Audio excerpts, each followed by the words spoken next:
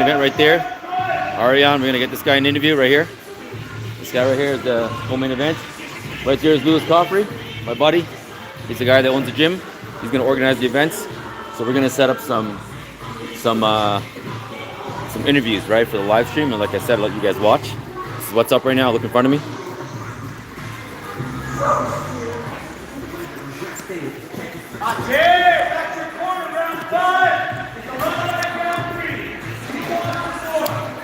Got to get this camera on. Gotta mount this guy on. Ah, yeah. Why would you mount? 1 second.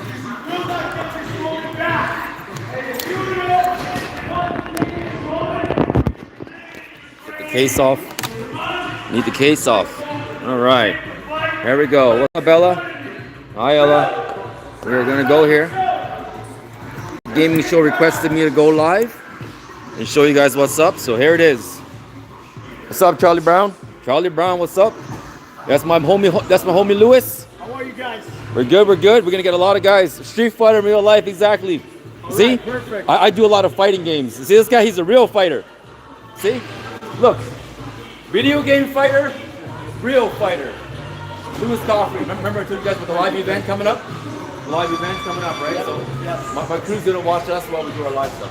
Wonderful. Two separate ones. Let's do it. Yeah, water break, contact, belly pass. Kumite, what's up, Little Cat Big Games? We're gonna have a Kumite. What's up, man? How you going? How's it going? Killing. So, someone wants a Kumite. Kumite is not today. Today's training. No Kumite today. No Kumite today. Today's the last day of training camp. So we do a lot of kind of strategy type of training, mental preparation, what to do in round 1, 2, 3, 4, and 5 if to go in that round, and just go over strategy.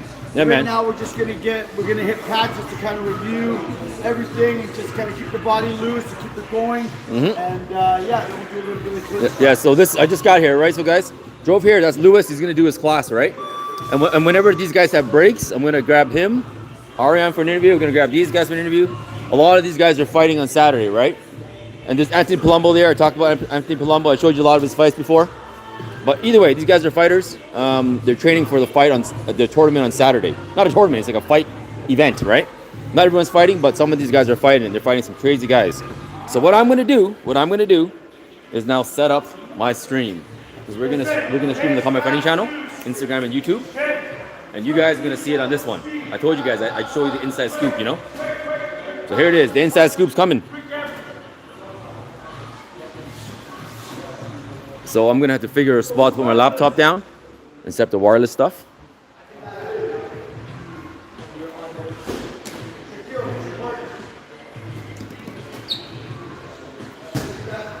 What's up, Oscar? How's it going, man? What's up, man? Good, how are you? Oh, okay. Life is just crazy. Yeah, man. Crazy times, man. I want you to push your fighter to the limit. But things are going, you know? Things are moving.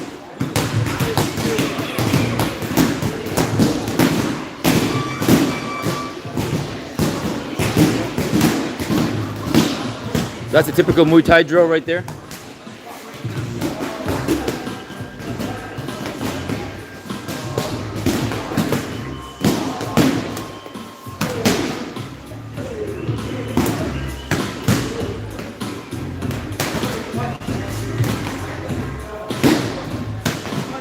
Watch me.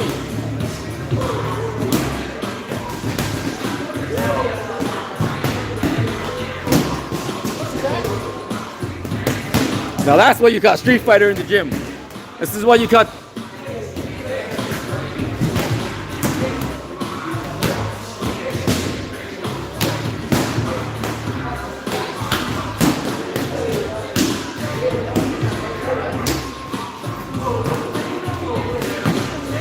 It's all good.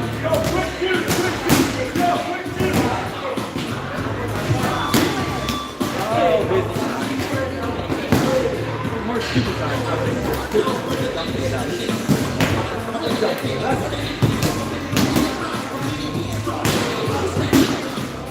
I love it. Almost crowd to a good level.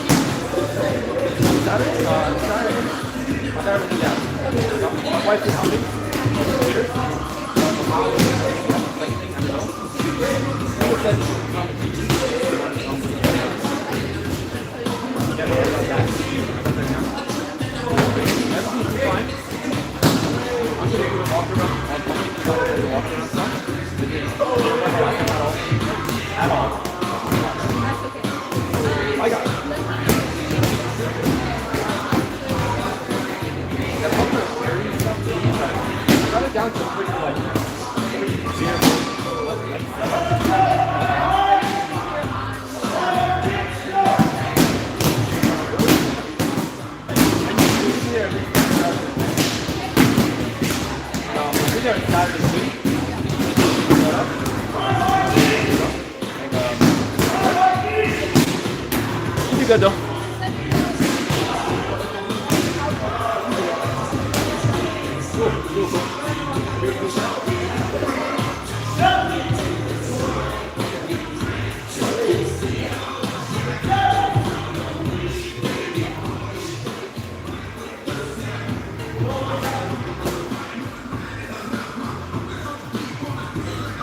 So like I said, these guys are the true fighters. I am not. This is my other channel. Getting my guys in. I showed them the stuff. Oh, okay. It's gonna go. I might go to like 200, 300, 400 people. Wow. We're gonna do Instagram and Common Fighting channel. And this is just like my other. This is my gaming channel. Oh, cool. Yeah. I have a bunch of channels. I was playing some games earlier, and some guys were like, "Yo, I want to see it." So I said, "All right, cool. I'll go live and you can watch it."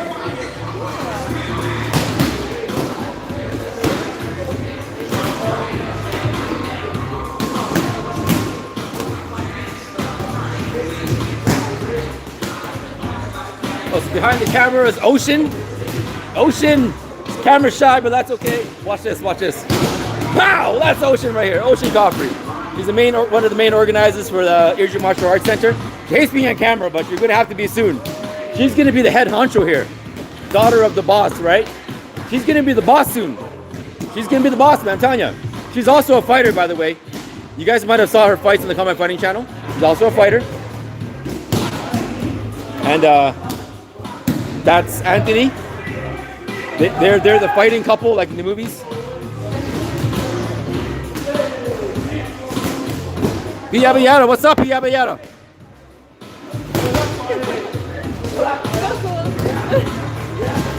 I get like that.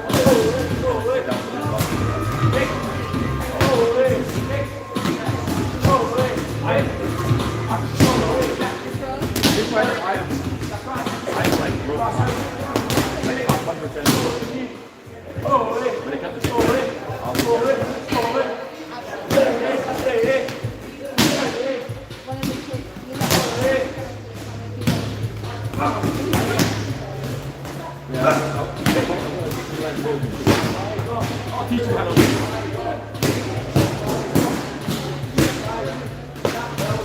So, I was just told there's a kid in the gym that plays Street Fighter. Some kid in the gym plays Street Fighter. I'm gonna get his name down and beat him down. This kid is gonna get rocked in Street Fighter. He says he's good. He doesn't know who he's messing with.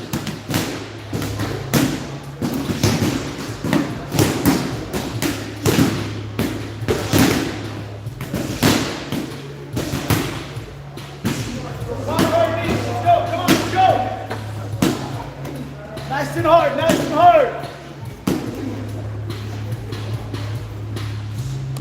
Go, new partner. Mix it up. There you go. And this guy's a champ right here. Anthony Palumbo. Hey Anthony, can you turn your face for a second? Anthony, can you turn your face for a second? That guy right there, Anthony Palumbo. You've seen his fights a lot. Now he's gone pro. You're gonna see him more and more. Deadly panholder too. Yeah, don't mess with this guy. This guy will kick your ass, seriously. All right, let's go, round 3. I don't like boogers in my nose. No, you're good. Don't get the worst time. Pick it up. It's the best time. Top secret.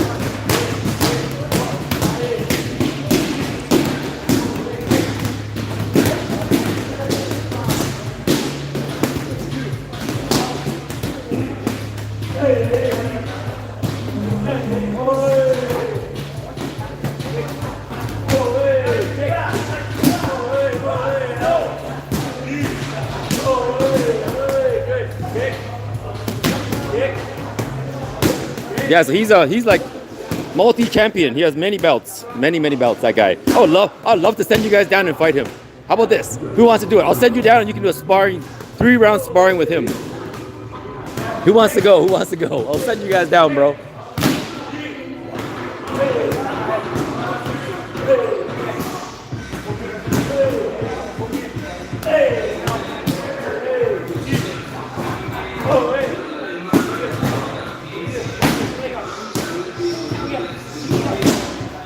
Yeah, so we're doing fighter interviews today, right? We're doing fight interviews, so I put a camera here on the side so you can see the fight interviews as I do them. Not bad, huh? This is my appreciation stuff for you guys.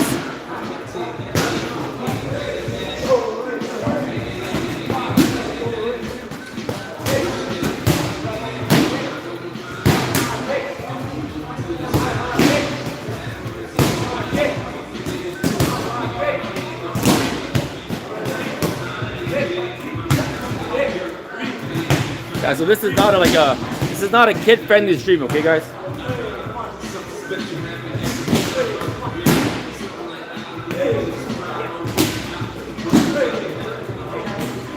As they say, this is the house of pain.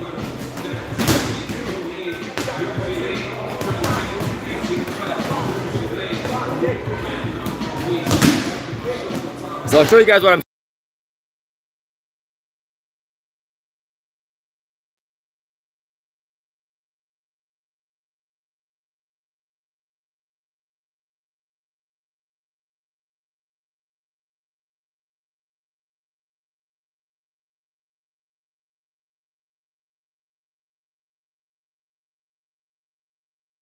Oh, oops, that was me. I hit a back accident, Nelson. My bad. Thank you for letting me know. We got the transmitter, the battery bank, got the mic, extra mic, got the cell phone holder, which is where I'm putting it. Got the tripod, got to plug in the wireless transmitter in for the audio. Boom, plugged in. Now I got to put a light on. Got my bag here with stuff, my goodies. Light and a fan and an extra battery, baby. Look at these guys. So it's all ranges. Tolu's good. This guy's Tolu. He's gonna do his first. He's done a lot of tournaments, but his first official amateur fights coming, which is why he's working hard. Chris H, what's up? Okay, bye, Ella. Okay, I'm gonna put this back on because I gotta hook this all up. So in case this overheats, what I have is a secondary fan that I like to add on these. That's a secondary fan right there. And in case it gets dark, this is how I do it, okay? This is my setup right here. This is the Hanzo custom setup, all right? Put a light here on the side. Look how portable this setup is. Bam, look at that. See that? Wazam. That is what you call the $1 million setup right there. So I got my wireless mic set up. I gotta put them on. So we're gonna start. So I'm gonna be done setting up soon, and we're gonna line up the interviews. All right. I'm gonna put this thing back down because I have to set up the stream for Instagram and YouTube also on my Call My Fighting channel. But I'll give you guys the back end story. You know, the unedited stuff. All right. Is it too loud? No, it's all right. It's good. Playing my gangster. No, it's good. It's good. I brought the Lapo, Oh, okay, cool. so we're good. I have 2 of them. I got the mic. I don't know if I use the mic or not. But just clip it on. That we can walk around. Freestyle. No problem.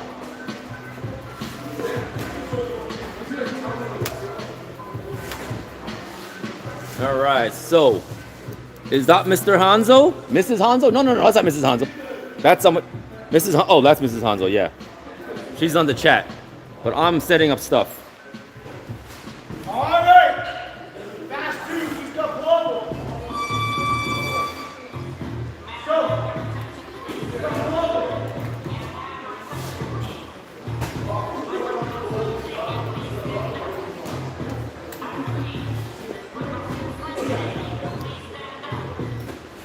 So here we go.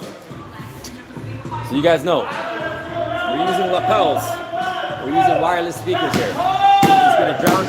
You might not hear me that well, but the camera is on the other side is gonna hear me really well because I got the wireless mics. 2 of them, 2X mics, baby.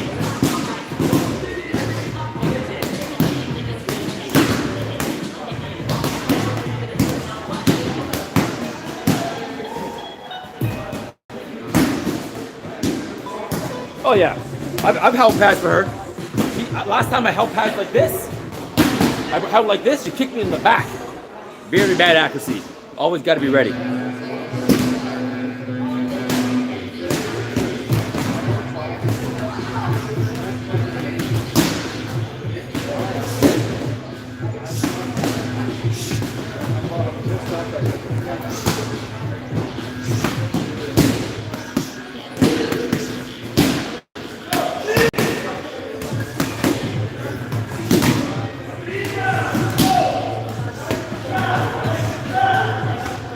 So that guy's the Canadian national champion.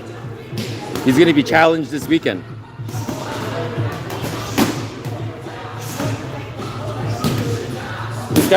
All these guys have been training since they're young. Like these guys are like, they've been at it for like at least 5 years, all these guys.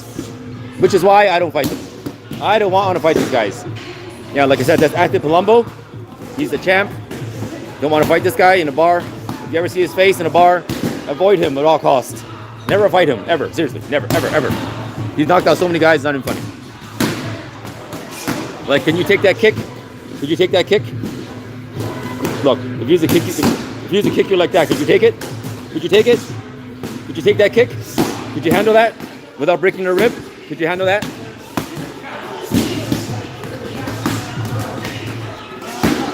So, if that was Street Fighter, that would be a high punch, hard punch, right? Hard kick, hard punch.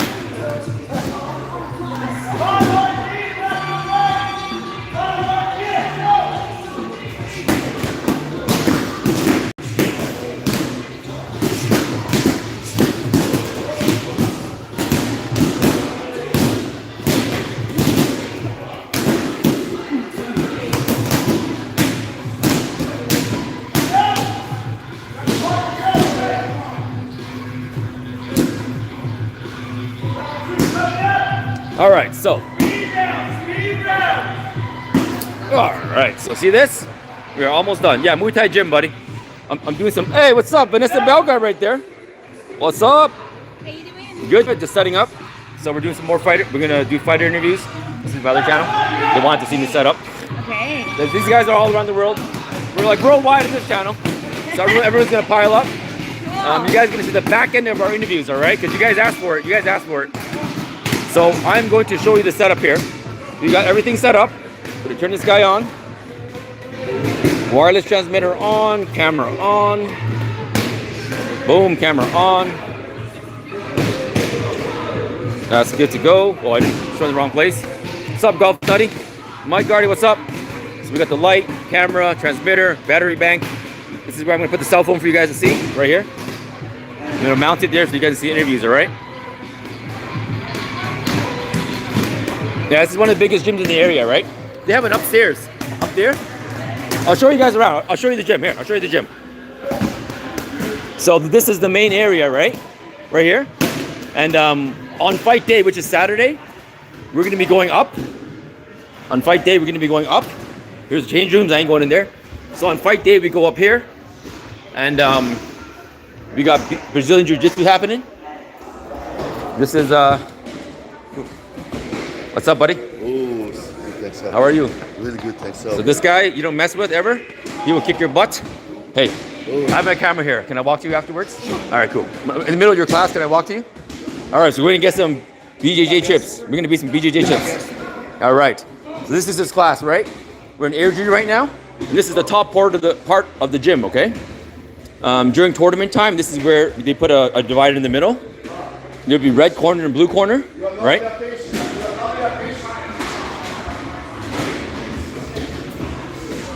Yeah, man, this is the house of pain. A lot of tournaments are held here. A lot of fight cards are held here, and basically, all of Western Canada's main gyms are coming here this weekend for a big Trial by Fire 18 fight. All right. So, I gotta finish my setup. All right. I got the wireless transmitters up. Now I just have to set this up, the stream, and I'm good to go. All right. So you guys enjoy the view while I set up the stream for the other channel. All right, there you go. Maybe you can get some Street Fighter tips. So we're doing some weigh-ins. That was the goal, right? Canada, yeah, man. What's up? What's up? Okay, I'm gonna finish this setup in the laptop. Enjoy the view.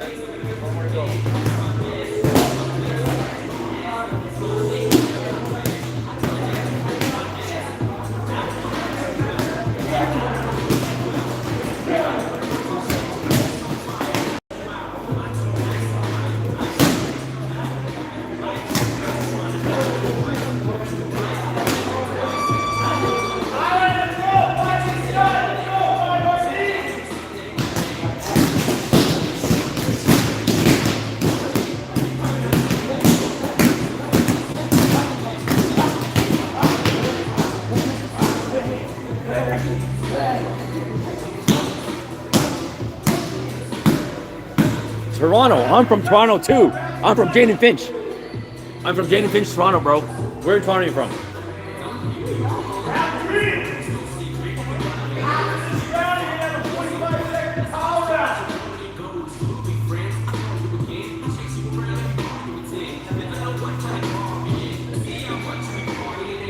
You too? Yo, I went to Brookview. I went to Gosford and I went to Emery CI. You should know what that is. I worked at the gas station at Shoreham, and it was all dangerous stuff down there, man. You know what I'm talking about, bro? Shoreham.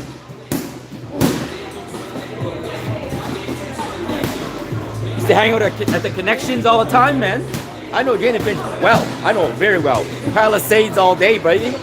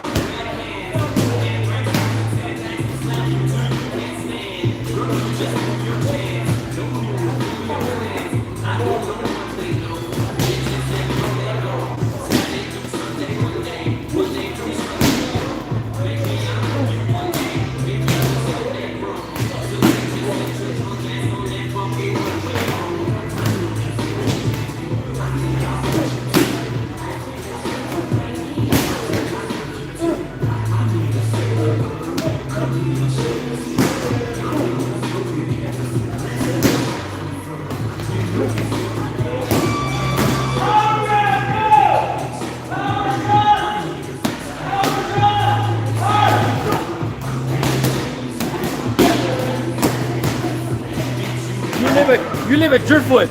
You know what Brookview is then. Brookview is the middle school beside Driftwood. That was I hung out there every day, bro. I know the back ends of Driftwood like my back of my hand.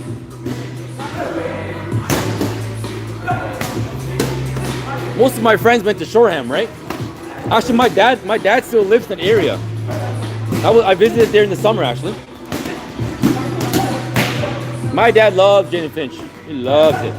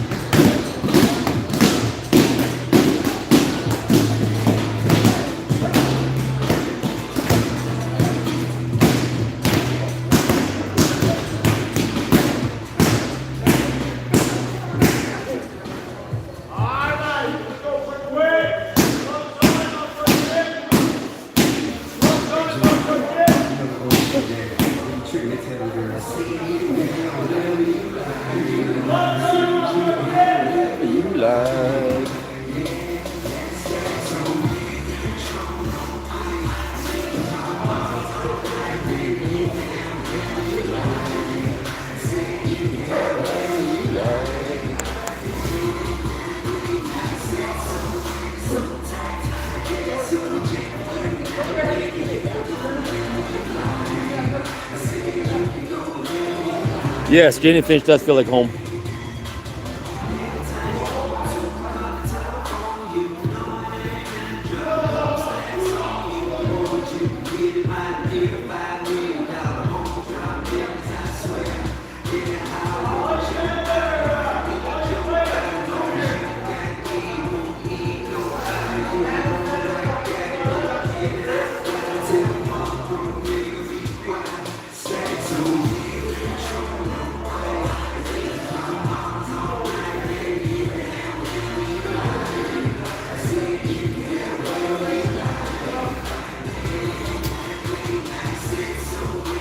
So, Cool setup. yeah, man. Is this my other channel? That one goes to like 2,000 views sometimes. Oh, really? Yeah, but when I play video games, this is a new camera. This is really good. Really good slow motion and all that stuff. I mean, really nice. But I'm using it for like interviews today, so it's a bit different. But after we're done, if we have time, I'd love to use some quick ones, you know? Slow motion. Yeah, sure. But, okay, so I got that done, I got that done. Alright, we're going live soon.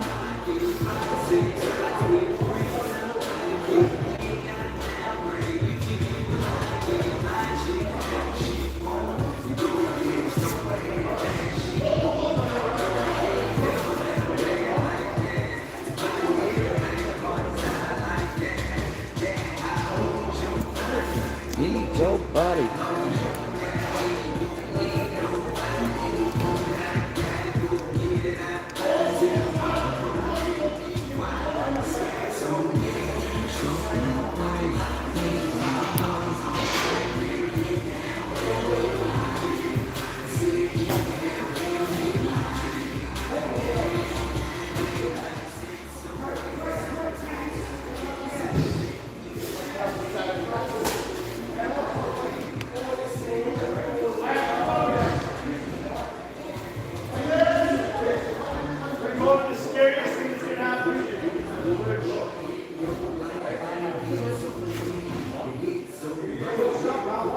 Hey Lewis, we're gonna go live on the Instagram and stuff now, okay? On Instagram and YouTube, we're gonna go live now, okay? Let's go live, Mike.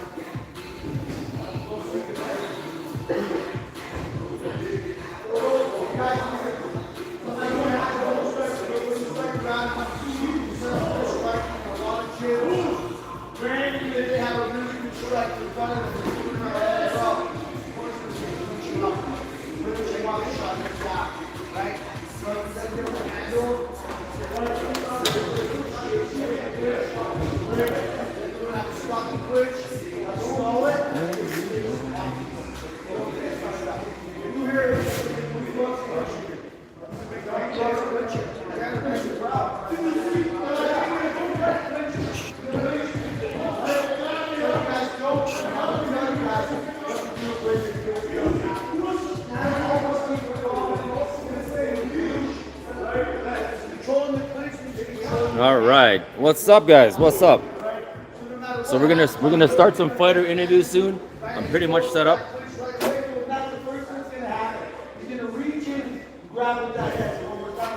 You're gonna have some tips while I set up. Look at the fight tips while I set up.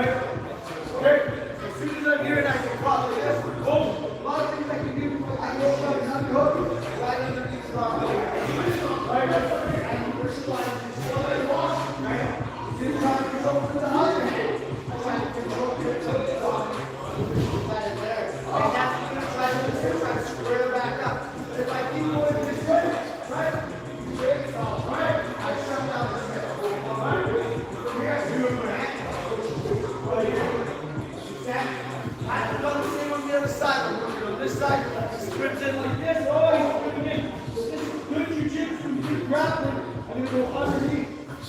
Right? I'm going to go underneath with the water blocking the elbow, right, really high.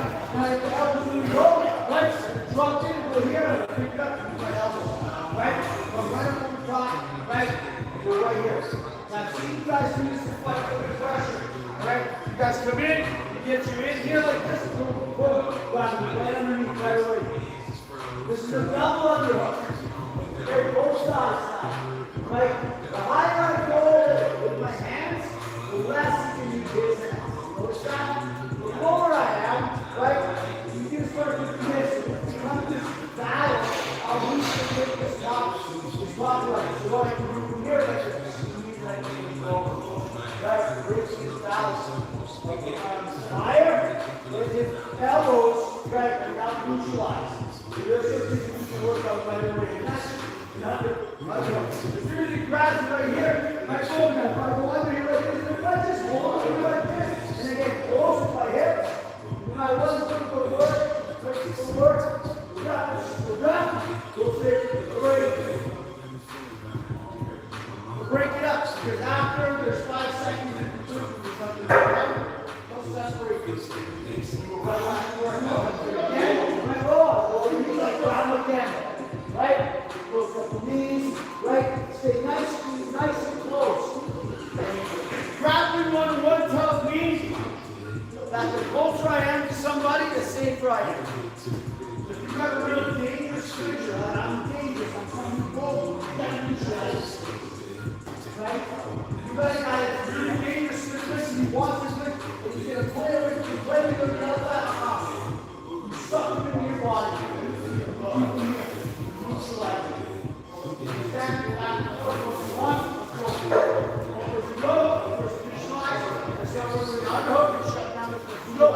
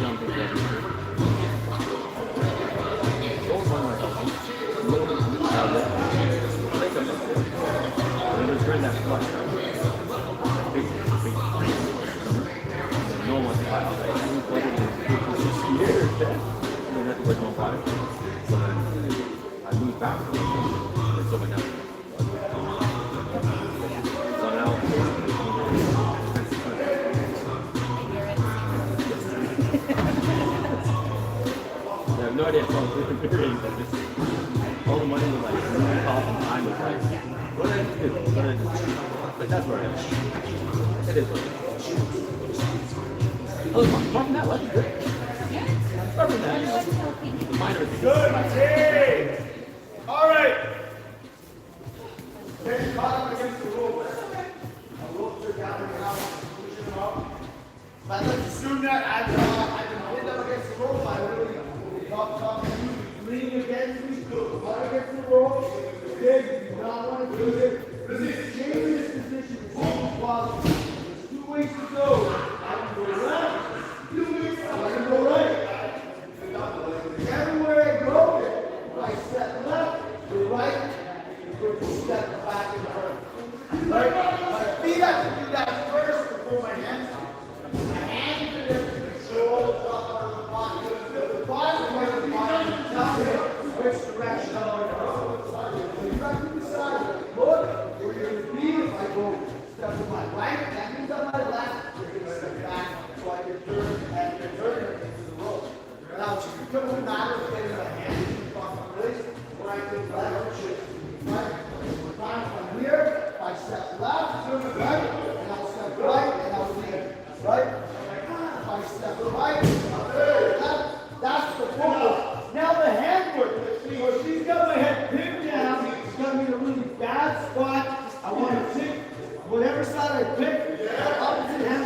find his head. That way I can pull his head as I step and I pull my leg out of the way. That's going to allow me to get some sort of leverage. Okay? Now I'm working on either side. If I'm stepping on the right, I got a good hook on that left, with my left, and that way I can spin him around and turn his head into the space that I'm going to. You always want to drive their head into the space that's available. All right, basic judo. If I pick you up and I want to throw you, I'm going to look where I'm going to throw you. That's where I'm going to go. Same thing with Muay Thai. If I want you to go down there, then naturally your head's going to go. Okay? All right?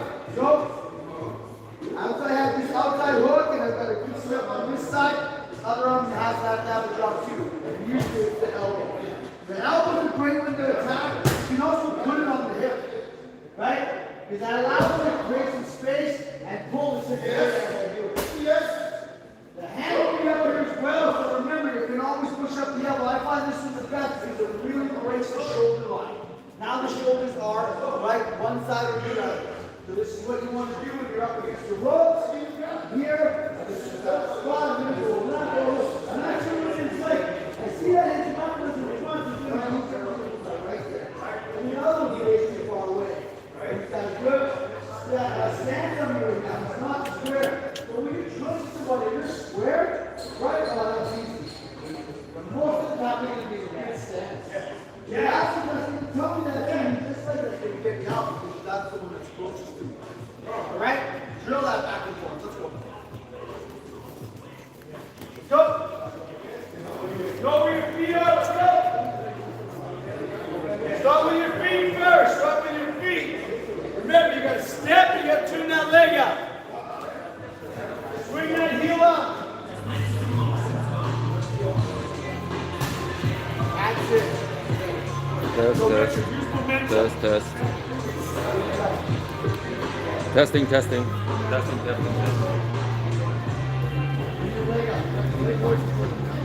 I step this way. Where is he? Anyone hear me at all? Anybody?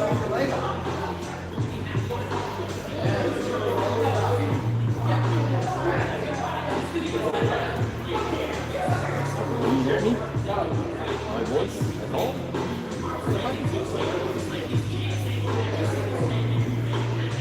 Figure out this. I'm just looking at my feet with another phone or something like that. But I think it's working.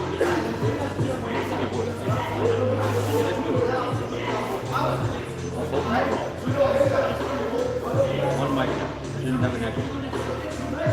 One mic is up. Let me get my phone going.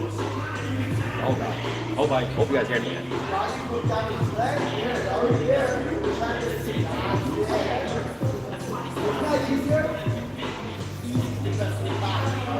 All right. So we're gonna start some interviews. Right? Got the mics going. We'll start some interviews. I gotta use the washroom first really quick.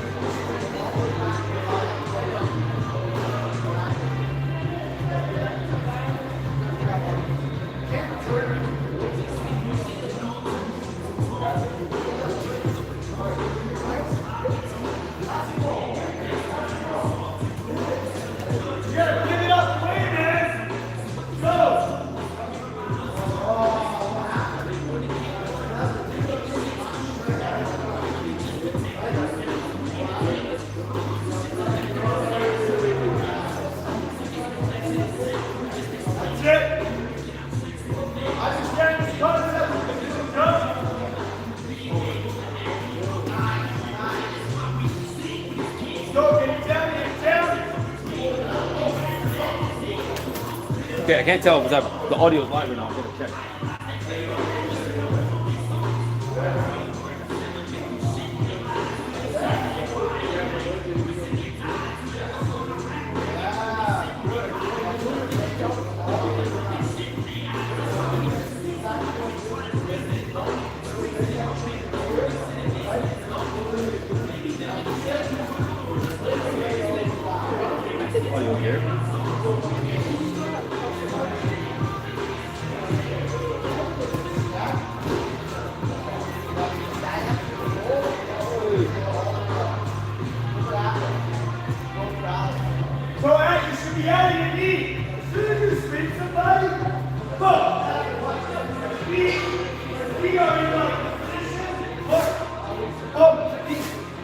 Fire that knee now. Let's go.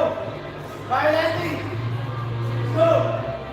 Just put it on his outside. Amir. That's it. Amir. Hey. That's points for you. That is points. That's how you start to dominate. Points.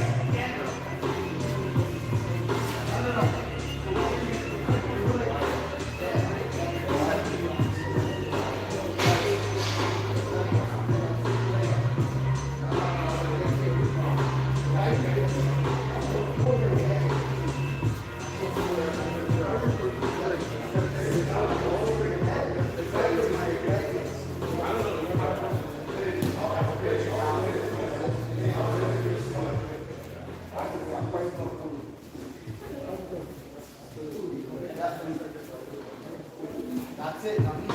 There. See that? Good. All right, so same idea. Same idea where the sweep is. Mic check. Ocean, you hear me? Same thing. Mic check, Ocean. Mic check. Sweep anybody that's close to you. I want to sweep them. Mic check. I got it plugged in. Pretty sure. Right, as long as my foot is planted, when I'm making a kicking motion, it's okay. Right, I see it bouncing up and down. I see it bouncing. I see it bouncing.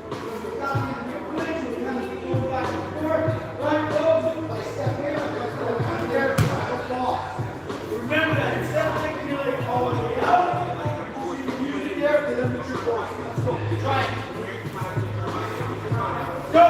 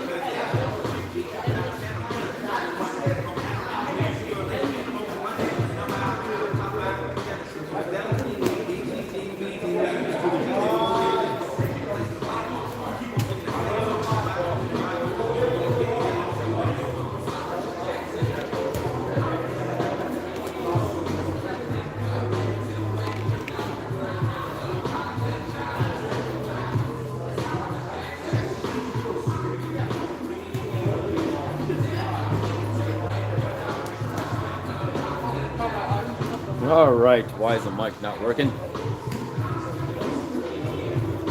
Why?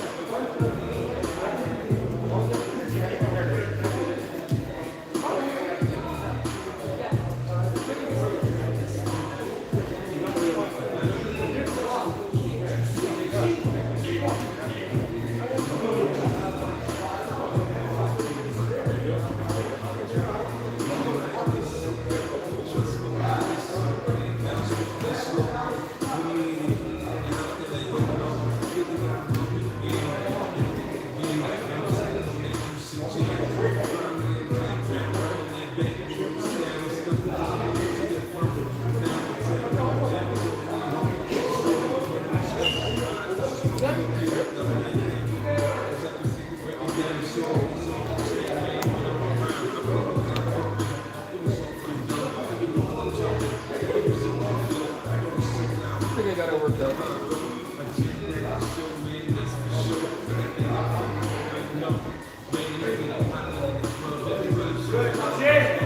Being the legs is totally legal. If you guys squat in a crappy position, you can't lift around here. Not story. I don't do that. That's totally legal. Now watch how I do that. I don't do it. So many hours. My way out. All right, I think everyone there is now. I'll just scroll in half. I think you guys hear me now. I think so. You guys hear me, right? This, right? Feet, bang. Here, bang. And also allow them to start coming. Bang. Look at that. Coming up. Here, Let's see. Is everyone here? Unfortunately, I can't see the comments there. Once the fighters start talking, I won't see the comments. Okay, let's see how I can do this now. Okay. Audio is good. tell you, need the legs. I think audio is good, right? Cool. Thank you. All right, so let's go. Who's gonna check this?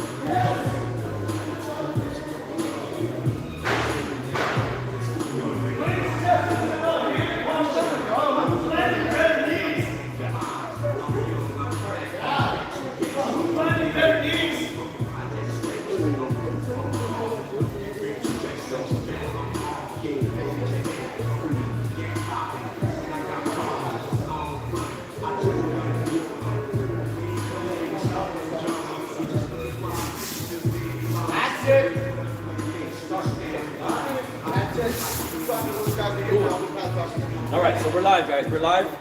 We're gonna start the interviews. Give him a couple minutes. Answer a couple questions. Just for a couple minutes. That's what we got. All right, let's go. That's Ethan and Ari. Cool. Both fighting full rules. Full rules. All right. No headgear. Yeah. You can still get your elbow pads up, guys. Keep working. All right. Let's go. Go like that. We're gonna put this thing up a bit higher. We're gonna sit. Let's see. We're gonna go like around here. I think is good.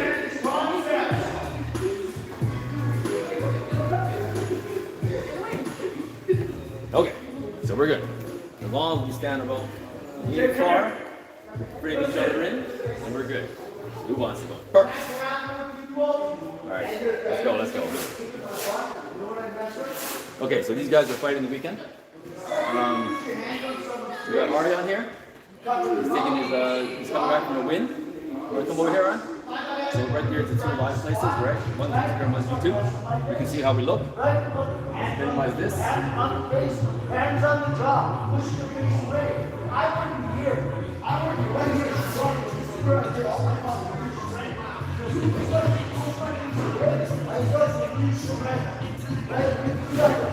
Alright, so we're in the right spot. Over here, please. This further is okay because it's wireless. So we're about right here.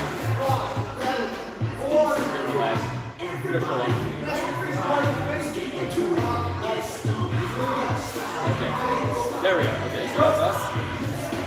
You are.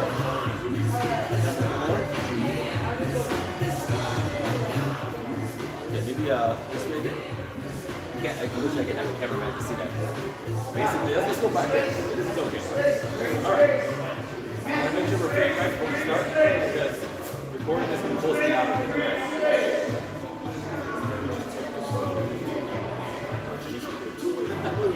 Do you want to see the angle? Yeah, well, I see it right there, right? We just gotta like move it a bit. All right, we're perfect. I think we're good here. Okay, so we're good. All right. How do you feel? Wait, actually, we need an intro. So your first name, your name, your gym, and where you're from. Afghanistan. All right, let's go.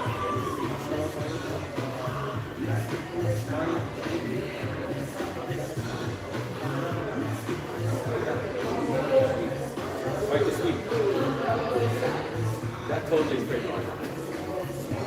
Oh, jeez. This is why I need a camera person. Yeah, it's a bit of a lag on Instagram, so it's hard to see. And this is so far away that it's hard for me to frame. Because I can't. Can you tell us if we're in between the lines here? No, in the front. Can you tell us when we're in between the two lines? Oh. We have to be in the middle. Like right in the middle? Yeah, right in the middle. Move that way. Yeah. That's perfect. Perfect? All right, cool. So now we're in the middle. You sure? Mario? Say it one more time. Or the opposite. Now that we're in the middle. Not on the live though. Wait, that one's a different channel. Oh, okay. That one's Instagram right there. Oh, okay. Yeah, we're good. So, 1 second. We're good. Let's not move from this spot, okay? We're gonna do it right here. Oh, should tape it. Give me that intro one more time, please.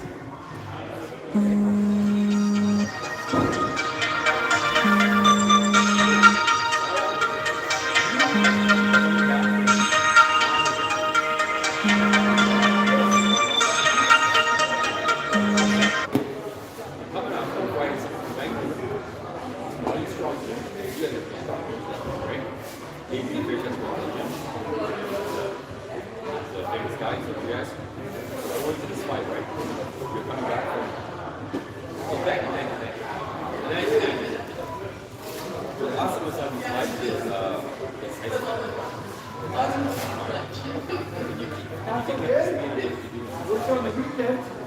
Right?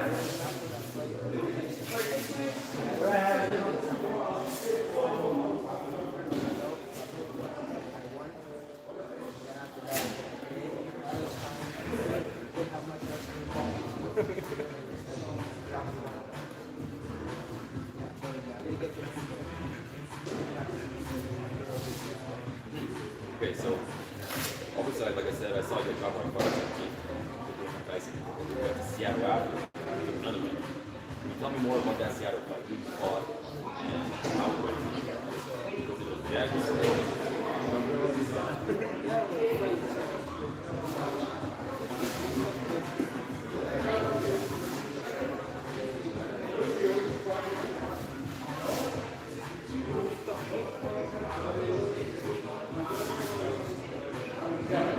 so now we're going, after that, we're going to the main fight.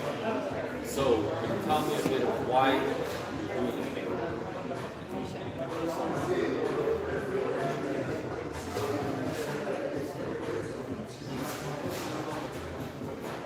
Okay, so you're going to keep going MMA. Do you see yourself changing to MMA in the future?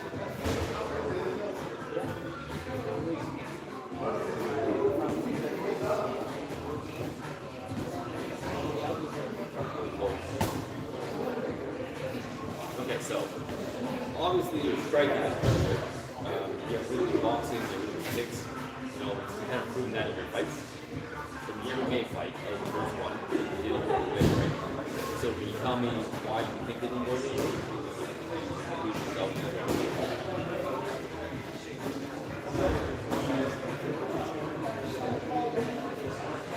Okay, so how much of the fight do you remember, like exactly what went wrong?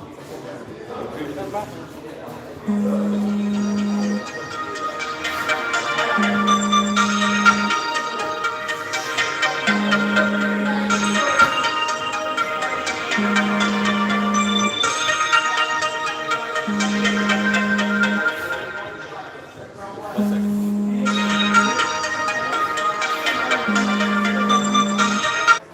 Wrong mic? That's what your wife said. Okay, my wife said, wrong mic. All right, cool.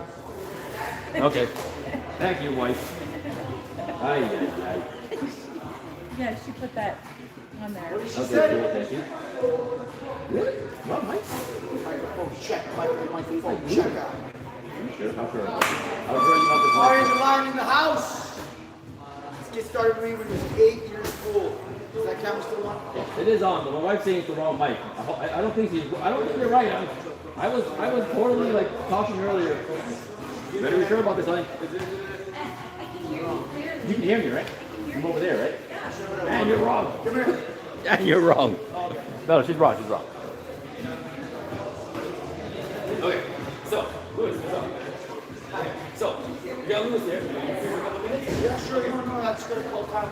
90 seconds. 90 seconds, 90 seconds. All right. I'll switch over these guys. We're just close sparring right now. We're just making, practicing some of the stuff, some of the concepts we're working on today. Really important things for the fight. You know, experience which speaks volume, really. So we just try to share the experience we have and show guys going through the fight. You know, So, you guys mentioned MMA, right? yeah. You guys have jiu-jitsu here? Yeah. Right? So you guys are already pretty keen to that? You guys have BJJ, we tie together? Yeah. You guys have a good formula? Yeah. Where do you think you guys will go? Do you think Aaron's going to do Muay Thai? Whatever he wants to do. I want to open up both those avenues. I want to open up the avenues for Muay Thai, which we have, to travel and to go pro if you want to do that. And I want to open up the avenue to go get into MMA. So we do no-gi grappling, we do gi grappling, and we have MMA classes for guys that want to do it. So, and we're ready to compete anywhere. You know, I'm up and thinking, and I'm the type of coach where I don't, I'm not afraid to put my guys in fights. You know, a little early, just when you get that experience, so you know what to work on. You need to experience that pressure in jiu-jitsu so they understand, right? Why jiu-jitsu is so important, right?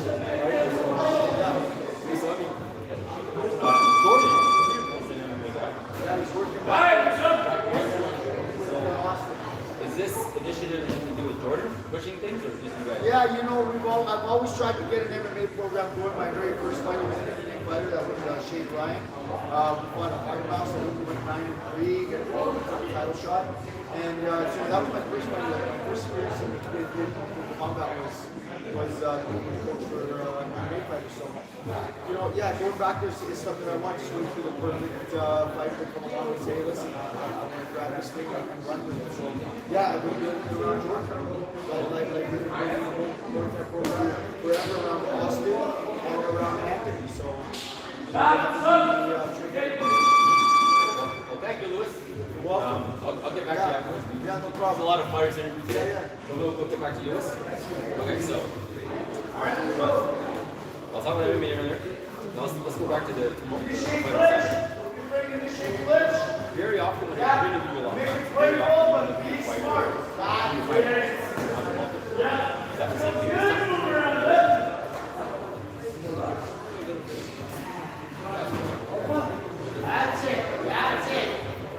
Right, okay. So, have you done anything differently, anything new in your life? You're 16 years old now. What's in your life? I know you like music, you like guitar, you have a band. Is that still going hard? How can you get the music for the fight? Sometimes the fight is more big. So, the last thing. Weight-wise, you look the same as those. That might be the same as weight-wise. Okay, so stay close. Do you think the MMA fight you had helps you at all in terms of striking?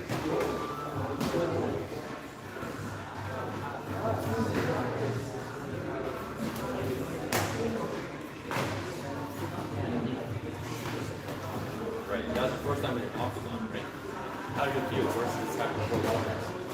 Because very often I see that you grab the leg, hold in the corner, and you hold the ball out, right? Watch out. So in the octagon. Was that less effective?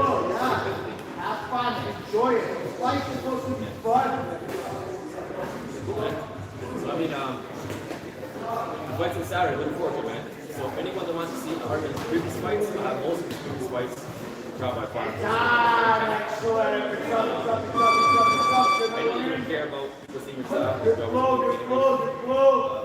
Your previous fight is always different than your current one because you're moving so fast. Here's at your age. Remember, So looking forward to your time. right? Saturday, we'll see. Contact, grateful. All right, so Afghan line right here. Have some fun. So that's the first set. It's home main event. We're gonna try to get some more fighters. So, who's up?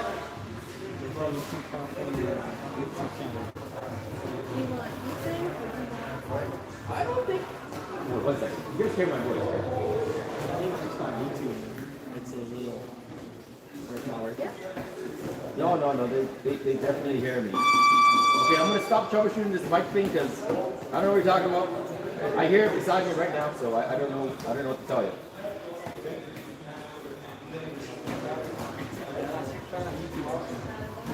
It's okay.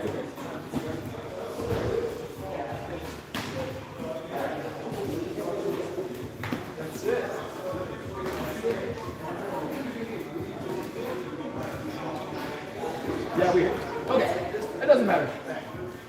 Only one person, which is my wife, is saying they can't hear me, so it's probably something to do with my wife. Oh, that's it. That's it. All right, let's go.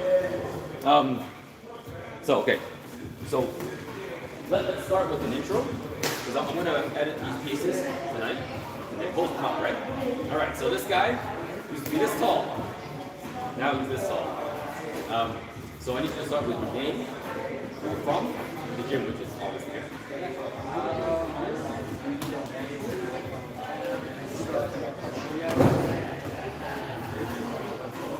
All right, well, Ethan, you've seen you fight a few times in front of our fire.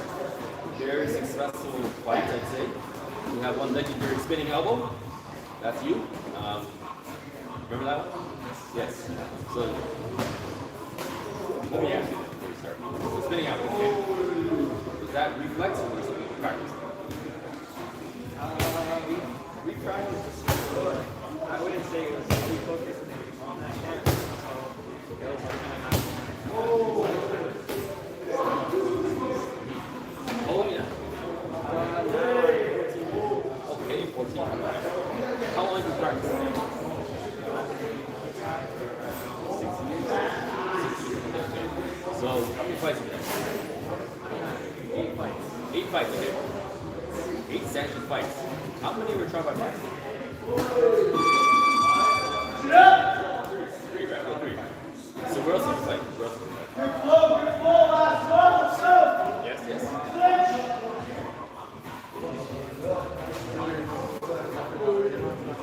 A lot of fights, anyways. A lot of fights.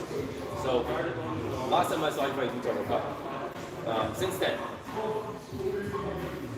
what do you think yourself as a fighter has been most? right now.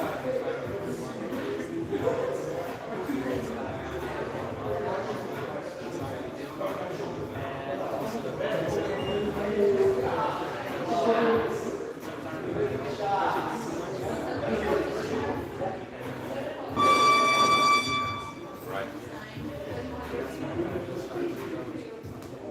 Okay. So how do you learn to control the emotions and not start throwing, leaving yourself open? How do you control it? What are you doing to like improve that with yourself? I think I could do and also cardio is a big part of it because that allows you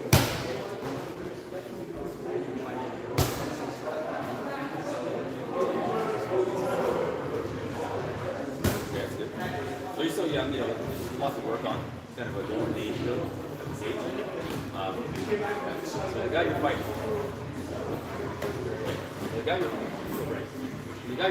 you know much? You know what you're fighting? yes, fighting Sebastian. Right, and he's fought quite a few times. So you should know a bit about him, I think. Yeah, He's in fight and fought, right? I think so. Okay, cool. So you saw something that's going to be good. What do you think of Sebastian as a fighter? What do you think his strengths are? I think he has pretty good strength.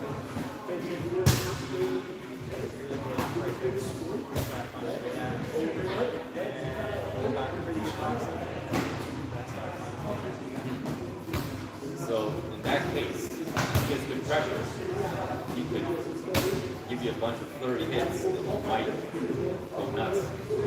Give you some pressure, what I'm saying.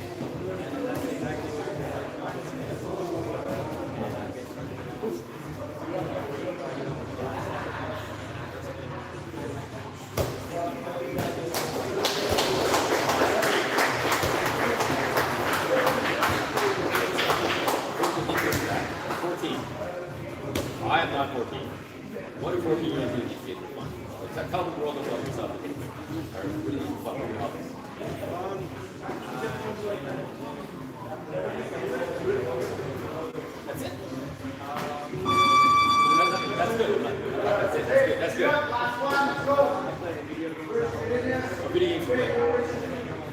Street Fighter? No, no, I'm not. No.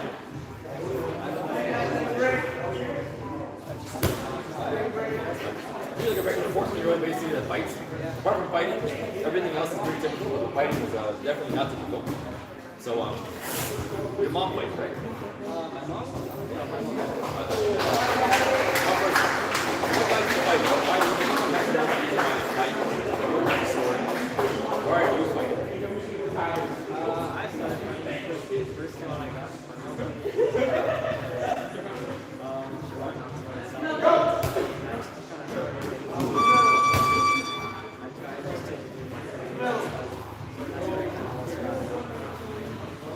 Okay.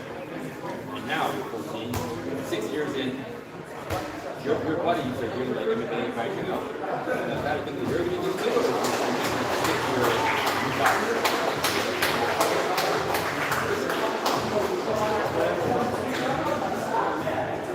All right. Okay. A little bit about yourself.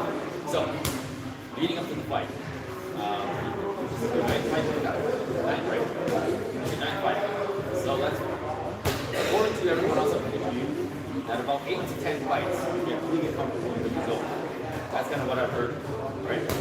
So, do you think that's true? Like you're going 9 fights in, you feel like you have an idea of how to control it well enough? You walk in, you're gone.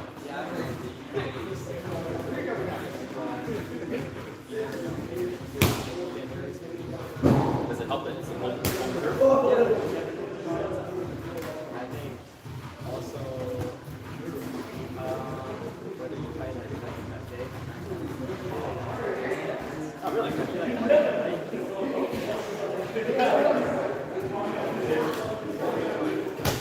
You like, so fighting at night is not the worst thing. I hate fighting at daytime.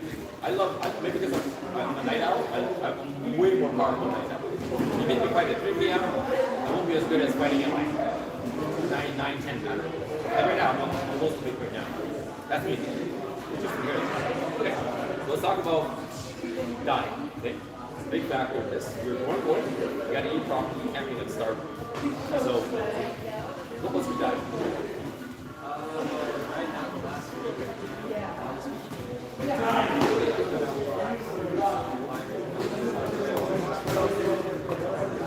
Or is that just like leading up to it? Kind of thing? Or is it like, yeah, it's kind of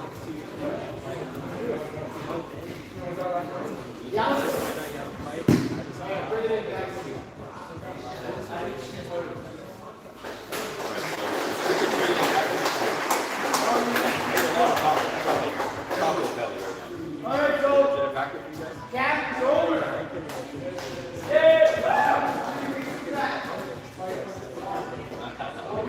Yeah, I ate a bunch of cups, it's all good. So many. If you were to imagine the fight with right now, right? How do you envision yourself Like I said, man, going to the fight? You think of all taking this it- stuff to do How do now you envision you taking it? is a deadly dance. Without getting too much actually away, Let's go do the deadly dance. general. Enjoy it, man. Right? Enjoy the waves. Right? Very nice. Don't worry, they're full tight ladies. Okay? All the lights. Okay? Let's start. Clinch and control. Have fun. Enjoy the moment. Enjoy the wave. Yes. Anything happen?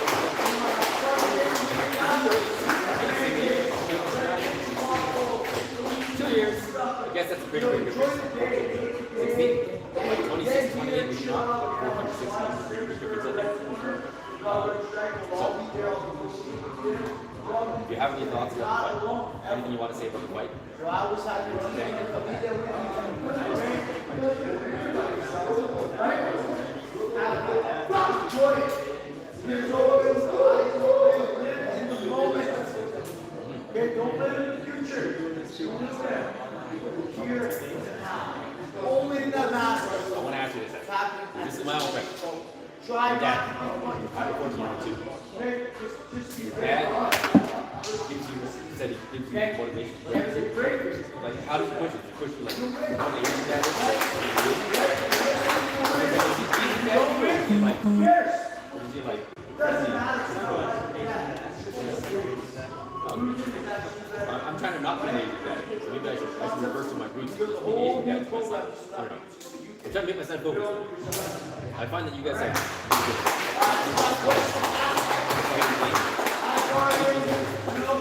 Right? My son, he's great, right? But I find that he's disciplined. He's disciplined.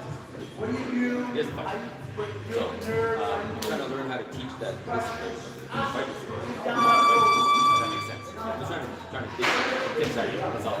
Yeah, but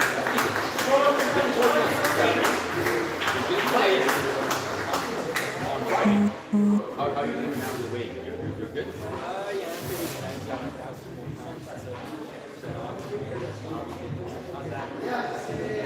Cool. You're good. You're going to meet weight. Sebastian's going to be definitely watching this. Sebastian, what's up? So guys, I appreciate your time, buddy. Looking forward to your fight. Always amazing.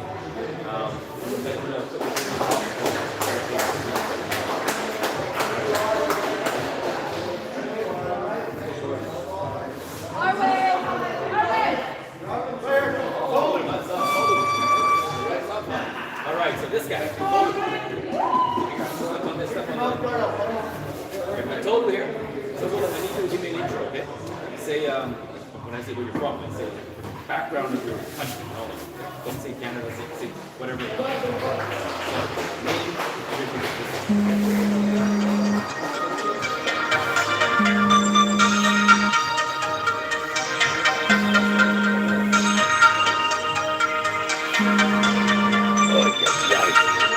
One second. What's up, honey? Why are you calling? What's up? I'm in the middle of an interview. What do you want? Oh, God. 1 second, guys. I'm calling the other guys. Okay. Fine. She wants me to do it like this. The other guys. Okay. Fine. She wants me to do it like this. All right. My wife is making me do it like this, all right? She's saying that you guys can't hear me, so I'm going to do it like this, all right? So, Tolu. You already did the intro. Let's do it one more time because I got interrupted. All right, Tolu's going to give me the intro one more time, all right? Let's go. Okay, my name is Tolu. I'm from Nigeria, born and raised till I was 10, and I came here and started training. And yeah, that's it. That's all about it. All right, so how old are you now? I'm 17 now. 17, all right. And how long? You've been training how long? I've been training since I was grade 9, so like about 2-3 years now. All right. The reason I'm asking is that this is your first sanctioned fight, right? Yes, sir. It's my debut, my first fight. It's Tolu's debut. This is why I love it. So I'm going to ask you some more questions, all right?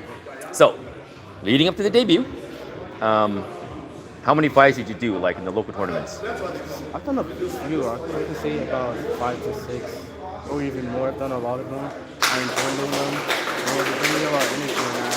I've been doing them since the day I joined. So yeah, I've done quite a few of them. I have enough experience to know what to expect in the ring and what to look for and how to entertain people, you know? Right, and you've also watched a bunch of fights. Like, you know the drill. I've seen you holding pads. I've seen you training. This is going to be cool, man. So, who are you fighting? I'm fighting Langdon. Okay, yeah, cool. Wait one second. Hey, Jordan, you going to be around? Are you leaving or are you going to be around? Are you sticking around or are you leaving? Okay, maybe can you stick around for like 15 more minutes? Yeah. Yeah, cool. All right. The last name is High Chief. I don't know his first name. That's all right. So Langdon, he fought actually a NATO 8. He was at Muay NATO. So there's a fight I can send you of him fighting. You can maybe see his style, right? So. Actually, I think I'm fighting his brother. You're fighting his brother? Okay. His brother, all right. So, I don't know your style. Nobody knows your style yet, really. So if you were to describe your style in, say, 30 seconds to a minute, how would you do it? I'm still a very aggressive fighter. I hit hard, I kick a lot, punch a lot. I love punching, I win a lot. Most of the wins I've had in tournaments are from these. And I catch a lot of kicks, sweep a lot. That's my main basic Muay Thai, old school Muay Thai. And I put a lot of pressure out there. And yeah, just power, technique. And I'm very fast with my hands, head kicks. I'm long and lanky. I exploit that. And yeah, I use my reach a lot. So yeah, that's how I play. Right. So you're gonna be like an outside fighter, take advantage of your range. Yeah. Right? Cool. He's like a Sagat, guys. I'm talking to my other guys. So right now, right? It's your first fight. You got today's Wednesday. You got Thursday, Friday, Saturday. Weight-wise, how you doing? I'm doing good. It's just a few more pounds to lose. And do light to lose. It's going to take me like a day or so to lose it. So I'm good. I'm going to make weight. And yeah, we'll see what happens after that. Okay, so you're likely going to meet weight because you're pretty close to it. Yeah. Okay, now let's talk about nerves. Let's talking to Ethan. He's 9 fights in. He's saying that his nerves are starting to calm down, right? Oh, Ariane, 1 second. Come here a second. Come here for a second. Come here for a second. Just come here for a second. So Tolu, check this out. So check. Come here for a second. I just want to show something. So earlier he had his shirt off. Look at his abs. Look at that. Look at that ab. Look at those abs. Anyways, all these guys got abs. It's a standard thing. Yeah. So Tolu, nerves-wise, right? How do you feel? Are you nervous at all? Are you like, is your state of mind okay? Honestly, at the start of the week, in the past 2 weeks, I was kind of nervous, but now my mind's kind of off it, and I know I'm going to win. So, yeah, my nerves, they were spiked a bit, but now they're calm, you know, state of zen. I can't put my mind on it, you know? I can't focus on the future. Right now, focus on my training, you know, just for my cardio in, and then, yeah, just perform and entertain everything and win. That's the plan. That is the plan, right? Okay, so that's cool. You seem pretty calm. You seem like a calm guy. Like, I'm definitely more of a nervous guy than you. You're even when before you're very calm demeanor. You know what I mean? That's cool. So, why do you think that is? Is it because it's your personality, or is it because you're just so used to seeing the fights all the time and you're just used to it? Honestly, from the amount of tournaments I've done, the amount of fights I've done, being nervous and high nerves only different. You know, being calm, focusing on what you're doing, focusing on your technique helps more than being nervous and like thinking, oh, this and that. You know, you're just gonna focus on your training, and then you're gonna win. That's how you win fights. You know, the nerves help, but you calm state of mind also helps, and also my religion helps me a lot. You know, like I pray a lot. You know, and God calms me down. So yeah, that's what I do. That's how I stay calm. Interesting. Cool, man. I stay calm different ways, but for you, so religion keeps you calm. Yes. Can you elaborate on that? So, how does religion and fighting for you connect? Honestly, when I get in the ring, the first thing I do a sign of a cross, and it feels like I'm in another place. And I put it all to God. I trust in God. You know, God is gonna give me what I can, but faith without works is nothing. You know, I can't have faith in God without putting myself out there. So yeah, when I have faith in the ring, and I do what I need to win. And yeah, that's the end of it. You know, and yeah, that's how I'm gonna win. That's great, man. So, okay, I want to ask you about your tournaments, right? Okay. Did a lot of smoker? Did you any smokers or was it smoke? Nah, no Okay, smokers. so just like the regular tournaments here. Yes. Is it the ones here? Yeah, the ones. Okay, cool. So how many did you do? I think I did about 6 or 7. Oh, 6 or 7 tournaments. In those tournaments, did you fight multiple guys in one day? Yes, I fought multiple guys in one day, and I did kickboxing and Muay Thai back and forth. So yeah, I did a lot of them. Okay, so that explains why you have less nerves, because a lot of guys that I speak to maybe did like 2, 3, 4 fights prior. Yeah. Not multiple guys in one day. That's a different thing. It's much It's a different thing. It's like TBAs kind of, right? Okay, so now I asked Ethan this too, right? It's your first fight though. It's a bit different for you. Yes. You're pretty much in your head imagining things, shadow boxing, things like that, I assume. So your head, how do you imagine this fight going? Like in the perfect scenario. Honestly, I imagine him coming forward to me a lot, and I have a game plan set there. You know, I plan to use my kicks a lot. I plan to use my knees a lot. I plan on getting him on against the ropes. So keeping him a good distance, and then going in and striking him as hard as I can. You know, try to get it done in the first round. If I don't, second round. If I don't in the second round, third round, and then the third round will shows you better. And yeah, I just plan on using my length a lot. You know, keep him a lot if he tries to come in, because I feel like I have a height advantage of him. That should be on my side. So yeah, and I use a lot of speed. You know, show him how it's done. Yeah. Are you looking for a knockout? Oh hell yeah! I've always like tournaments. I've been disqualified for free hitting too hard, and now's a chance for me to like use my full strength, show black power. You know what I mean? Like hit him as hard as I can. Exactly. Okay. Yeah, because in the tournaments, right, they don't encourage you to go hard. Nah. It's like light sparring, right? Exactly. And this is like going for the kill, basically. Exactly. I can hit as hard as I can. You can hit me as hard as I can. And then we don't learn from it, and then the result shows who, you know, like it shows, you know. Okay. So one second. Let's wait till the yelling stops. All right, so okay, so the tournaments is light sparring, so the training for the tournaments are different than this one, I assume, because this is your first sanctioned event, which goes in your record as an amateur, right? Can you tell me about the differences you did in training and how, any differences you did in the previous training and this one, training camp? So from tournaments, I noticed my cardio was really bad. So training camp, we worked on my cardio, we worked on using my length more, because previously I kind of just do whatever. I wasn't focusing on utilizing what I have, the gifts I have. And this training camp, we just focus on using like my length, be strategic, like looking at his feet, looking at my feet, placement, all that stuff. We worked on power too, like not just hitting hard, but hitting fast and hard. You gotta mix both at the same time. You can't just hit hard and just stay back, combos and all that stuff. Yeah, and I learned from my past tournaments, I kind of just threw 2 punches and then just backed up. But yeah, we worked on my cardio got better, and then yeah, I don't think I'll get gassed out now because of all the training and all the things. And firstly, I'd like to thank my crew Vanessa for bringing me this fight, my family and friends for supporting, my teammates for helping me to fight camp. Honestly, without them, for example, Austin, Anthony, Ocean, for helping my diet, without them, I don't think I'd be ready right now. So yeah, I would like to thank them and big shout out to everyone who's sure support and tired. All right, cool, man. I want to ask you one last thing, all right? So,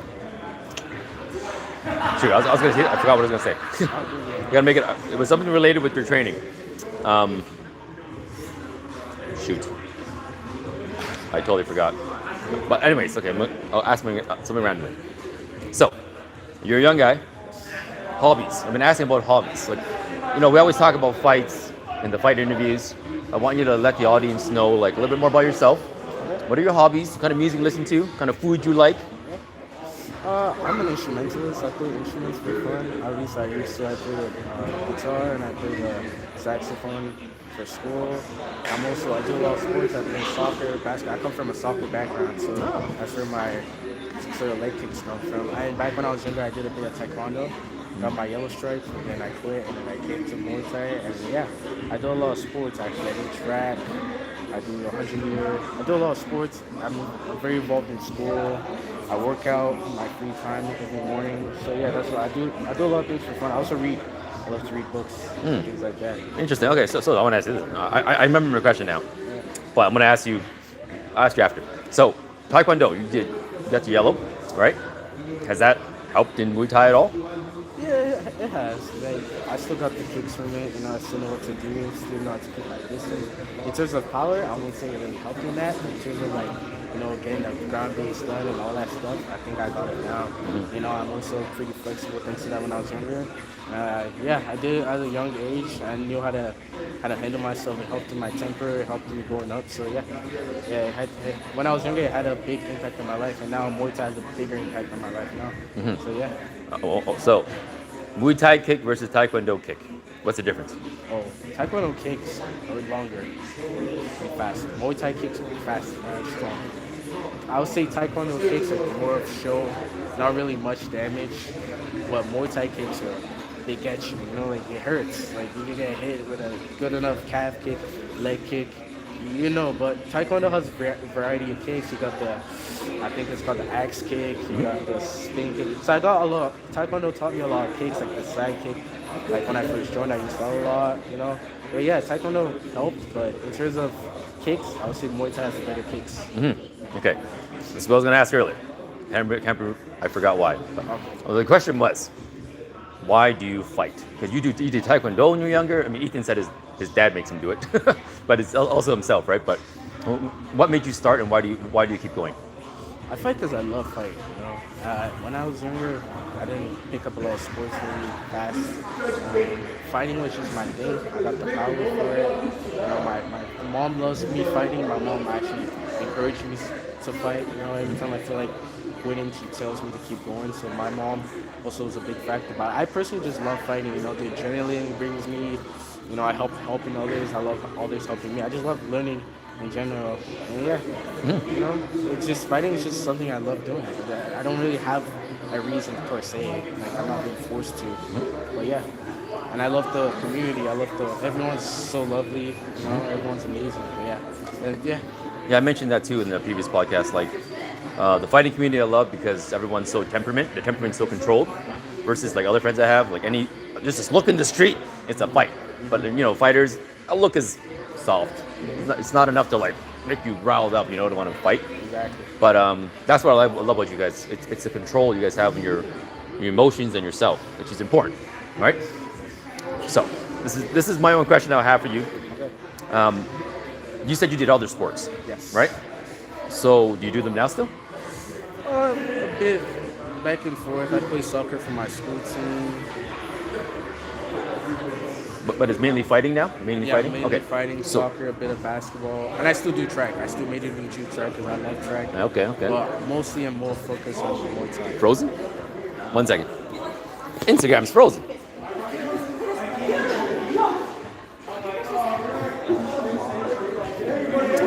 Yeah, 1 second. 1 second.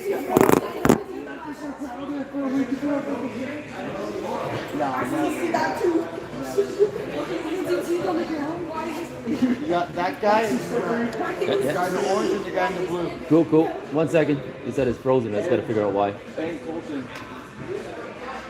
Frozen. It's not frozen, right?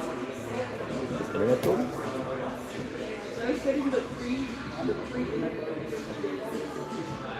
Oh, was this a connection? All right. Just a connection. That's all right. We can do this Saturday if you want. Oh, it doesn't matter, man. I you. can call you too. It's okay. If you're in a rush, it's okay. No, I'm not in a rush. Just I know you got these two guys, this guy. Up to you. Go. Okay. And it's Richard. Easy.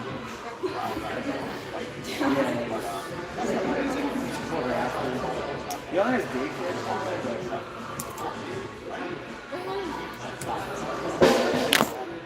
He goes to school on Mondays, Wednesdays,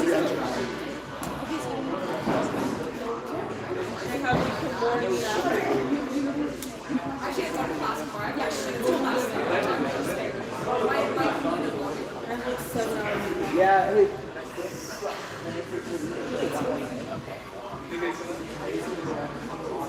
All right. Well, it's okay. It's all right. He's just showing up with moves. Step out here. He's just showing up with moves. Someone said basically that's it. Okay. That's all. All right. So everything's good. Yeah. So.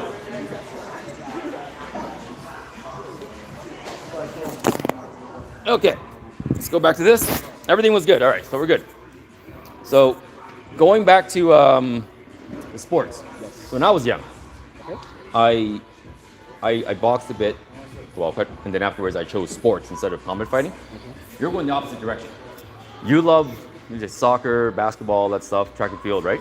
So what makes you attracted to combat sports? Because that's a different kind of sport. So it's a sport where you get hurt physically versus where you're just running and doing your own thing. Well, much like track, I like solo sports. You know, I don't gotta rely on anyone else except myself in the ring. Unlike track, unlike basketball, you gotta rely on your teammate. You know, your teammate messes up, we all mess up. You know, but like Muay Thai, the only non-solo part of it is in training camp, and at the end of the day, it's still up to you if you decide you're gonna train or not. You know, I like the discipline put to myself because no one else is gonna help me out there. No one's gonna help me in the ring. It's just me in the ring. You know, so I like that like discipline it brings, and like a lot of sports don't really bring discipline because you could be the worst in your team and have the best teammates. You know, you're not really helping yourself in that situation. In Muay Thai, you gotta train yourself.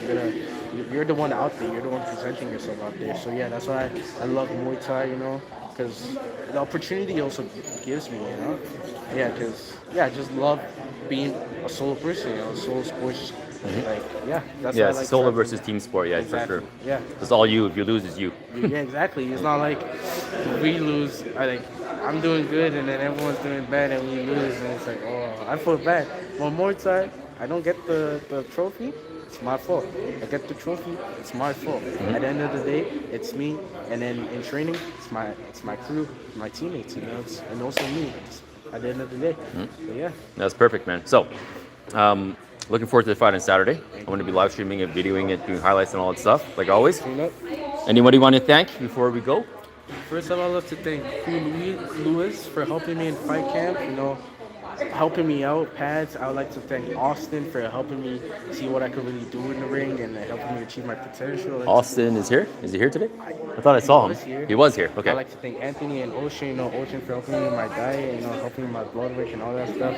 Also Anthony for making sure I'm doing good, helping me with pads. I would also like to thank all my teammates. A lot of them. I'd like to thank all of them, especially because they all helped me in different ways. Some of them helped me my defense. Some helped me my offense, showed me what I could do. And I'd like to thank my family, especially my mom, for supporting me, really bringing me out here, encouraging me. And I'd like to thank God, for just giving me this opportunity and just thank everyone overall. And yeah, I hope you all tune up and watch this fight and then see what I can do. Awesome, man. Tune up for the next one. Appreciate your time, buddy. Thank you, man. Looking forward to it. Thank you. Thank you. He also does photography too. Oh, yeah. Forgot to mention that. Fight photography. Tolu. Yeah. Fight photography too. Yeah. Hey, you didn't see your Instagram. I forgot. What's your Instagram again? Say it out. Say it out loud. My Instagram is your boy Tolu, YOBOI_TOLU, your boy Tolu. All right, I'll put it in the description. All right, guys. Okay, buddy. So we got a young fighter coming up. All right, bud. I'm gonna kneel down a bit, okay? Actually, I'm not gonna kneel down. I'll feel tall this time. Let's sit right here. Okay, bud. I need you to give me an intro, okay? Say your name and where you're from. I'm from Afghanistan, and my name is Arwin. Cool. So Arwin, how do you feel as a fighter? Good. I can defend myself at all times.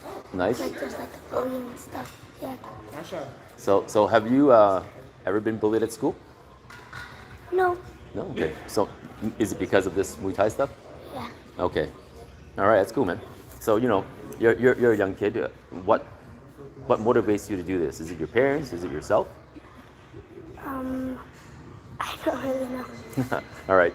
You sent here and you just do your thing. No problem. So your fight coming up. How do you feel? Are you nervous? No, I'm excited. You're, Yeah. you're excited. Yeah. Okay, you're excited. Have you ever fought in the local tournaments here? Yes. How many? 15. 15. How old are you? 8. You're 8 years old and you fought 15 times? You fought more than me in my life. That's crazy. So, this is your 16th fight. Yeah. You know who you're fighting? Yeah. Who are you fighting? Is he your friend? One of your friends? No? Eli Brown. Eli Brown, okay. So, what do you know about Eli Brown? Have you seen his fights before? No. No? Okay. So, all right. Since you don't know much about your fighter, how about you tell me about yourself, like your own abilities? So, as a fighter, right? What are your strengths and weaknesses? Or strength? Let's stick with strengths, okay? What are your strengths as a fighter?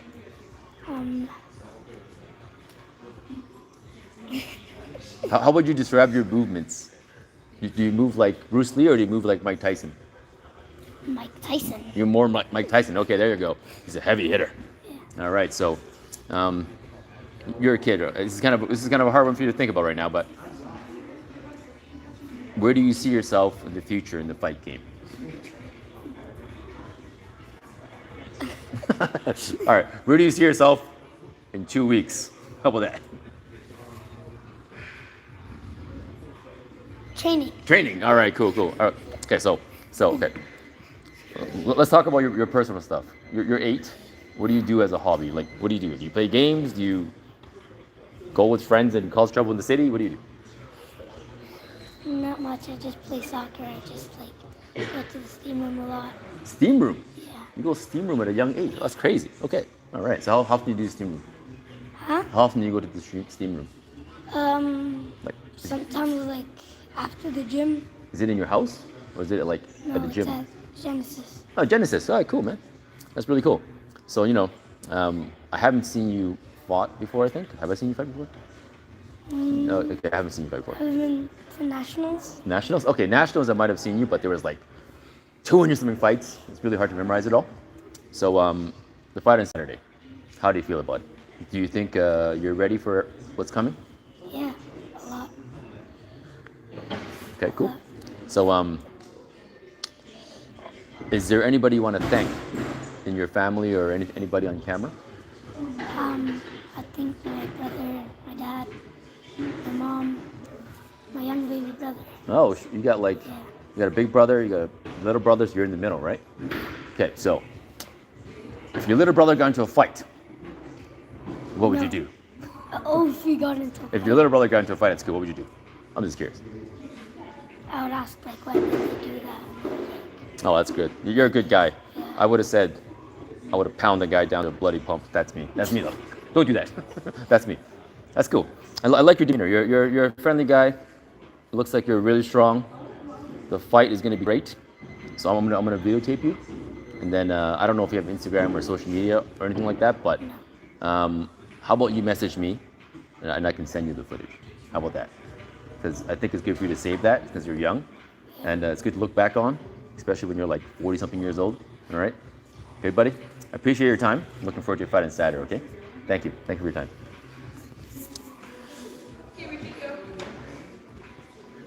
Richard, what's up, buddy? So what's up? All right, so we got Richard here. Richard, can you give me a bit of an intro? Just your name, gym, which is here, and just where you're from. Okay.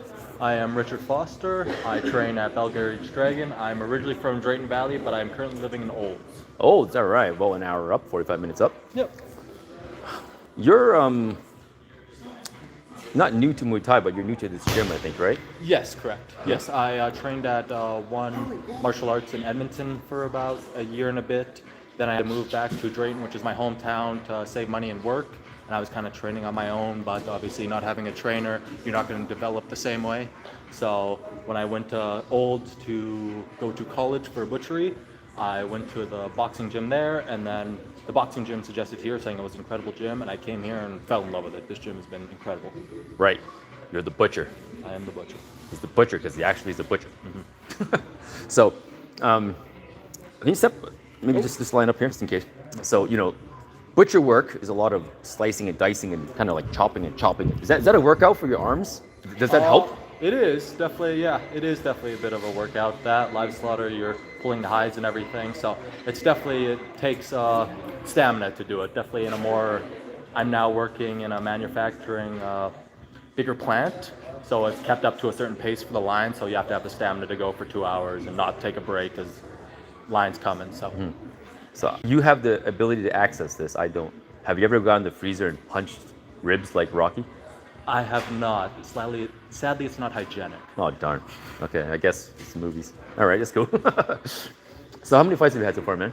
I have had no official fights. I have only had 2 tournament fights at the last tournament. I was in the tournament, so fight back to back. Won the first one. Second one was a loss.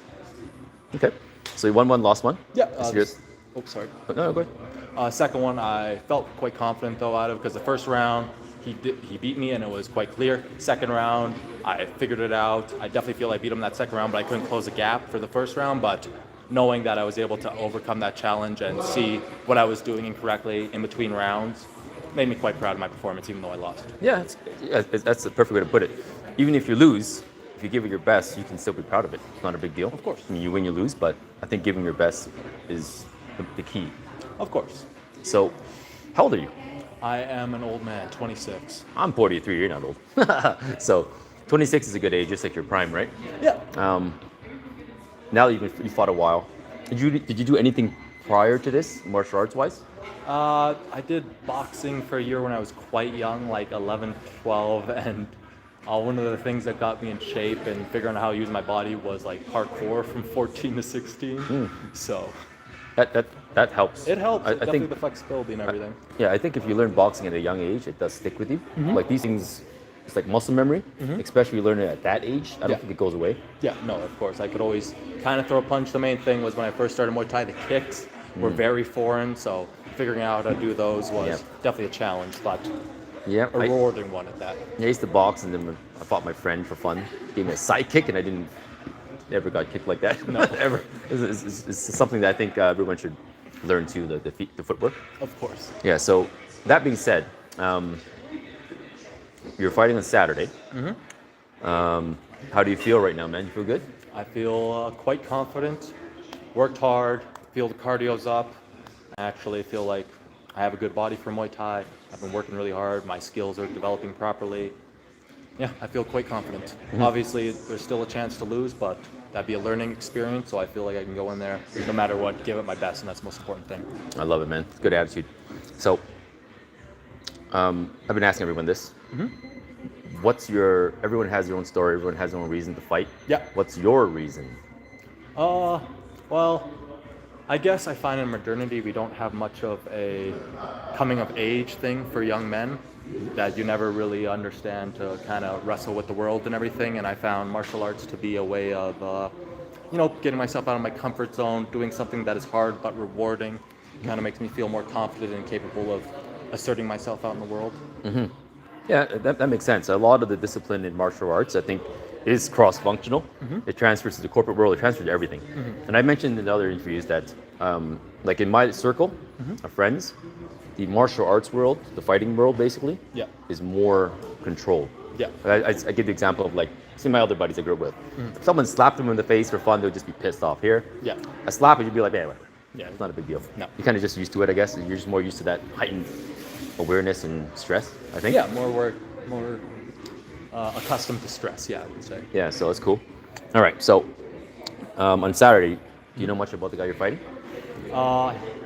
Not really, no. I just kind of found out exactly who the guy was when the poster was put up.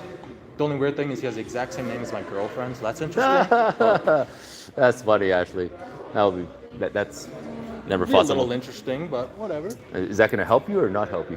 I'm gonna bring up some bad memories. Depends on if you guys fight that night or not. Exactly. That's cool, though. All right, so up into the fight, right? You do butcher work? Do you do sports or anything like that? Outside of it? Outside of it, only other real sport I do currently is basketball a bit in the summer. Okay, so not really like hardcore stuff. This is No, not this the is your hardcore. This is the sport. hardcore sport. Right, yeah, right, yeah, okay. So leading up to the fight, right? How long have you been doing boot camp, fight camp? 6 weeks. 6 weeks. Okay, Yeah. so can you give me a little bit of information of what you've been doing? Because you're like a heavier guy than those guys. Yeah. So your workouts are probably a little bit different. Our workouts are quite similar. I'm shockingly light for my size.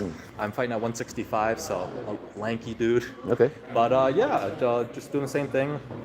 A lot of pad work, a lot of sparring, a lot of hitting the bag, a lot of trying to, obviously physical conditioning. Got to get the cardio up. It's a fight. Got to be able to go that 6 minutes. So yeah, mainly that. A lot of cardio, a lot of hitting the pads, a lot of technique. Yeah. So give me an example. I'm 160. 165. So yes, you're very light for your size. I'm a lanky dude. He's like 5 pounds more than me, and this is the difference here. All right. So, does that affect you in terms? Do you think it helps you in speed versus someone that's your height and? Yes, I find height to be quite advantageous in Muay Thai.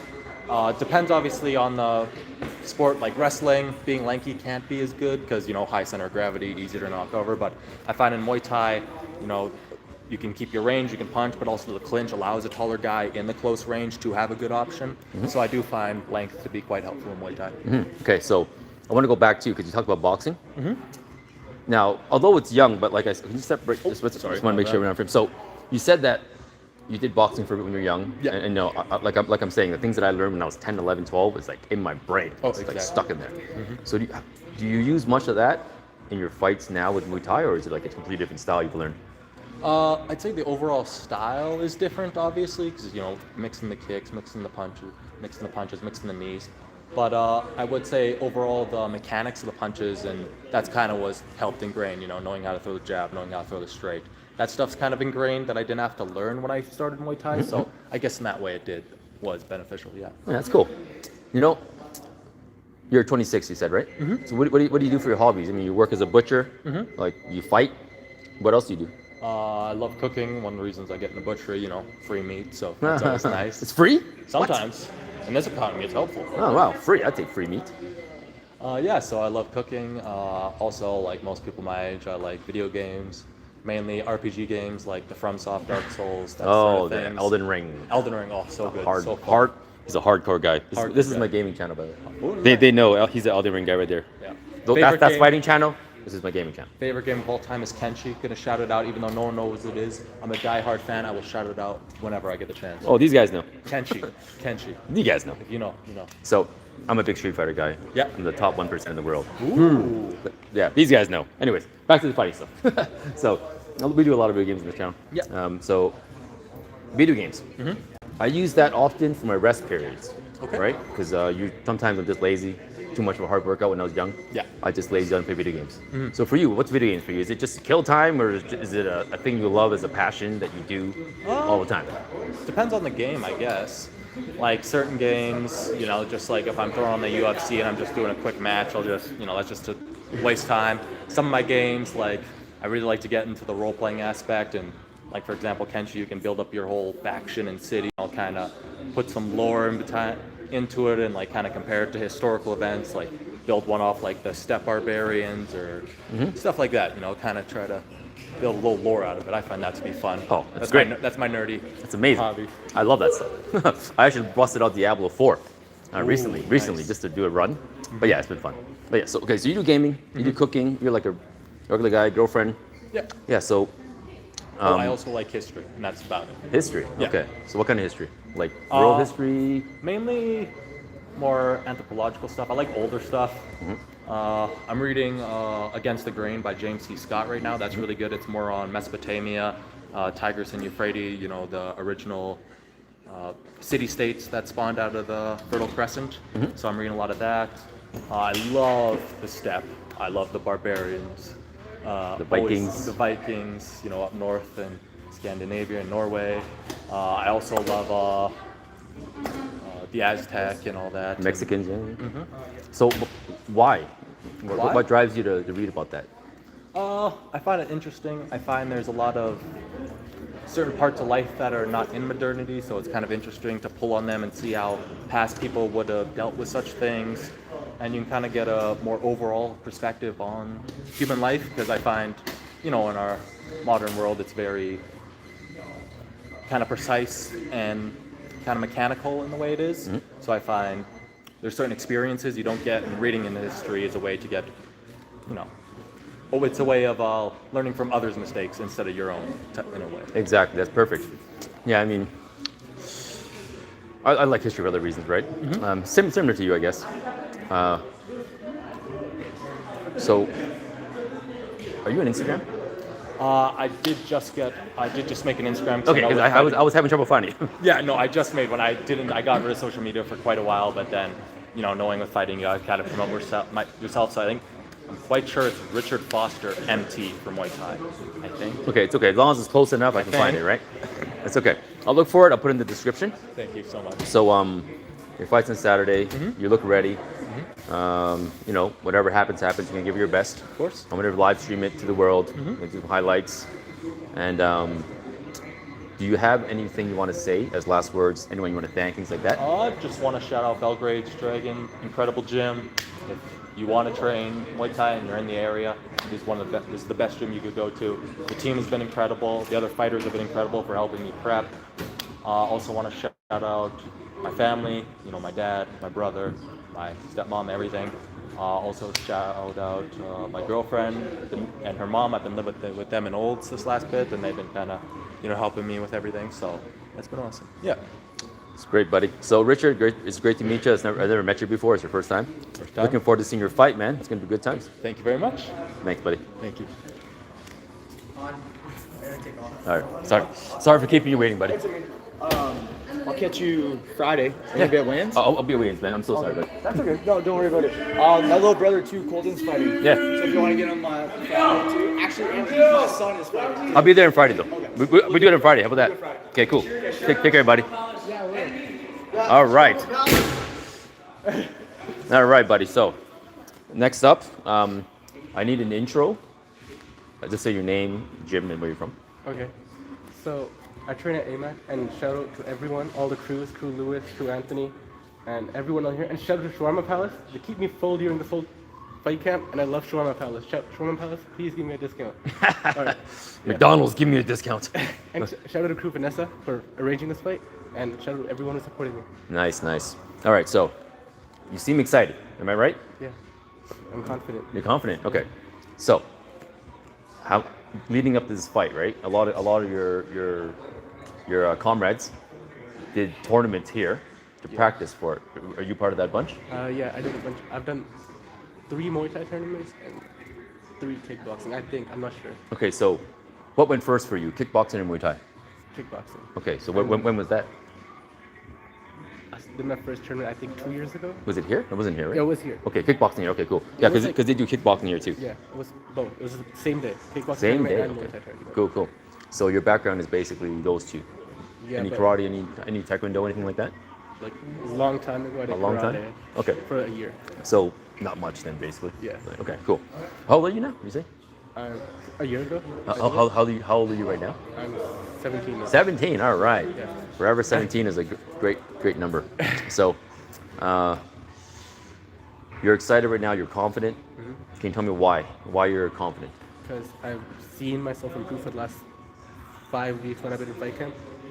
When I started, I could see my flaws, but now I'm seeing myself. The more I train with like Austin, Anthony, Crew Lewis, they like point out stuff, and then I see myself progressing. Because at the start, they would hit me and like I wouldn't get out of the way, or my footwork or my kicks they weren't as strong. But now I feel my improvement. So, if you're okay with it, can you elaborate on the weaknesses you had before that you improved on? Yeah. Like So specifically, like is it your kicks, your punch, your pressure? my guard and my defense. Your guard. Okay. I used to keep my arms out here, but I keep my hands turned in more, and I fight a little bit of tighter guard. I still use a long guard because like I'm tall, but I've learned to like use both, and now at my defense because my hands were also like really far apart. Like I used to like keep my hands kind of like karate style. Karate style, yeah. But like up, but like they were out. So then jabs and like straight punches would always get to me, and then I always had bloody noses. But now I'm learning to like when I'm close, like tighter guard. When I'm far, I still have that. Nice, long guard. So you're like shell up when you're close. Not necessarily shell, but it's like just like really close. Oh, keeping it close to your face, Yeah, it's basically. like yeah. Tucking it in. Okay, yeah, I get that. So, okay. That being said, now this is the first time seeing you fight in the sanctioned event. Yeah. So as a fighter, can you describe to me and the world what your fighting style is and what you think your strengths are? Strength is my lower body. I'm really, from what I noticed, my knees and my kicks, they work the most. And then I use my punches to set up those knees and kicks. And then it's like the more I kick a knee, then I start adding feints. And then I use punches. Like I fake a kick because I kick a lot. And then after a kick, I fake a kick and then add a cross or something like that. A lot of mix-ups. Yeah, Cool, and cool. then for close range, if they're close, I just want to clinch it. And then, So a lot of these guys were doing clinch training. yeah, Were you part of that camp, or were you doing something else? I was clinching. You were clinching a lot. Yeah, Okay. I clinch a lot. Cool, cool. Do you know who you're fighting? I was supposed to fight this guy called Jackson Primer, but then stuff happens, and now I'm fighting. I think his name's Aaron. I'm not sure what his last name is, Okay. but he is 1-0. 1-0. Yeah. Okay. He's done a smoker too, I think. Okay, so he has 1-0. It's not that much more experience, but it is definitely extra Yeah, experience it's one extra fight, fight. right? So your smoke cards. One second. So your local tournaments they're nice, but they're not as serious as this one, Yes. right? Totally was saying he amped up his training. So can you describe to me what the difference was in your previous training and this training for a sanctioned fight? Yeah. So now, as soon as I'm done school, I go home and eat, and I come here like at 5, and I stay till like 9. And when the teacher were like on strike, I came here at 3, left at 5, and came back at 6 and left at 9. So like I just spent my whole day here basically. Spend your whole day here. Wow, crazy. That's crazy. So you're definitely on the right track then. This is a good place to be. Why do you fight? Like, you're 17. I've been asking all the fighters, like, what made you start fighting and what makes you continue fighting? Because everyone has a story. Everyone has their own reasons. What's your reason? So to start fighting, I think before I had some friends here, like I just wanted to try, and I did karate as a kid too. So like my parents put me in it, just like I had some experience, and then now that I'm here, I stuck with it because I feel like everyone should know how to fight for like self-defense reasons too. But I don't want to just do it for self-defense. I want to fight because I'm finding a passion now, and I want to keep fighting. So you want to keep fighting. Now, obviously you're young. Some things are in the air. Do you see yourself going all the way with this? So personally, that's not my plan. I just want to keep fighting for amateur. I like just keep fighting just because I like fighting. But then I want to be an architect. Architect. Okay, so that's fine. I mean, Yeah. I fought too and I stopped, and that's perfectly fine. Yeah. So to be an architect, it's hard to balance fighting an architect because you hit and hit a lot, and you're dizzy a lot, things like that, you know. But it can happen. A lot of fighters are engineers. Yeah. So you're trying to be an architect too. Are you like actively learning stuff around it right now? Yeah, I did last year. This year's more of a, since grade 12, it's more of a focus here on like the core subjects. So I dropped out, but last year I took like classes to learn about it and like learn how to like model stuff. That's cool. Yeah. That's really cool. So any other hobbies, man? Like you fight? You're here all day, right? So Yeah. so what are your other hobbies apart from coming here all day? Well, I like to watch movies, hang out with friends, but then I used to do other sports, but I've fully switched to fighting. Yeah. Did you watch Predators Badlands? Darn, you gotta watch that. Okay, give me a good movie to watch. Like, give me a good movie. What's a good one which people? I like Inception. I don't know if you watched Inception. Okay, I watched that. That's an amazing movie. Okay, cool. So you got good taste. All right. So you're 17, fighting on Saturday. How's your body feeling weight-wise? Is everything okay? it. Yeah, weight's been good. I started from 157. I'm at 144 now. 144. Yeah, so 157 to fighting at 144. 140. So 4 more pounds. Yeah, that's gonna be water weight. That's enough time. Yeah. That's a big cut, man. Like Yeah. for a young boy like you, does the weight just shed away? Yeah, I think it's just because I'm young. So Yeah. I didn't change much of my diet. I just stopped eating junk food and like Yeah, it just chocolates, and now I'm just eating clean and tracking it more. That makes sense, man. Yeah. So, on Saturday, how do you envision the fight happening in your head based on what you know about yourself? A lot of clinch work if he's close, because I think from what I've seen, I haven't seen much because he doesn't post a lot, but he looks like a heavy puncher, and then looks like he just keeps walking forward. Like he looks like the type of fighter to just keep walking forward. A tank. Yeah. So I want to keep my distance, but if he does come close, I want to just clinch him knee. Cool. That's a good game plan. So, you did the thanks in the beginning. Is there anybody else you want to thank? Oh, my family, and then Austin, because he did a lot of passes me one-on-one, and then my family and friends and everyone who's supporting me. How you have Instagram? How do people find you? Oh yeah, Instagram's faci.08. Oh wait, all right. So Fasid.08.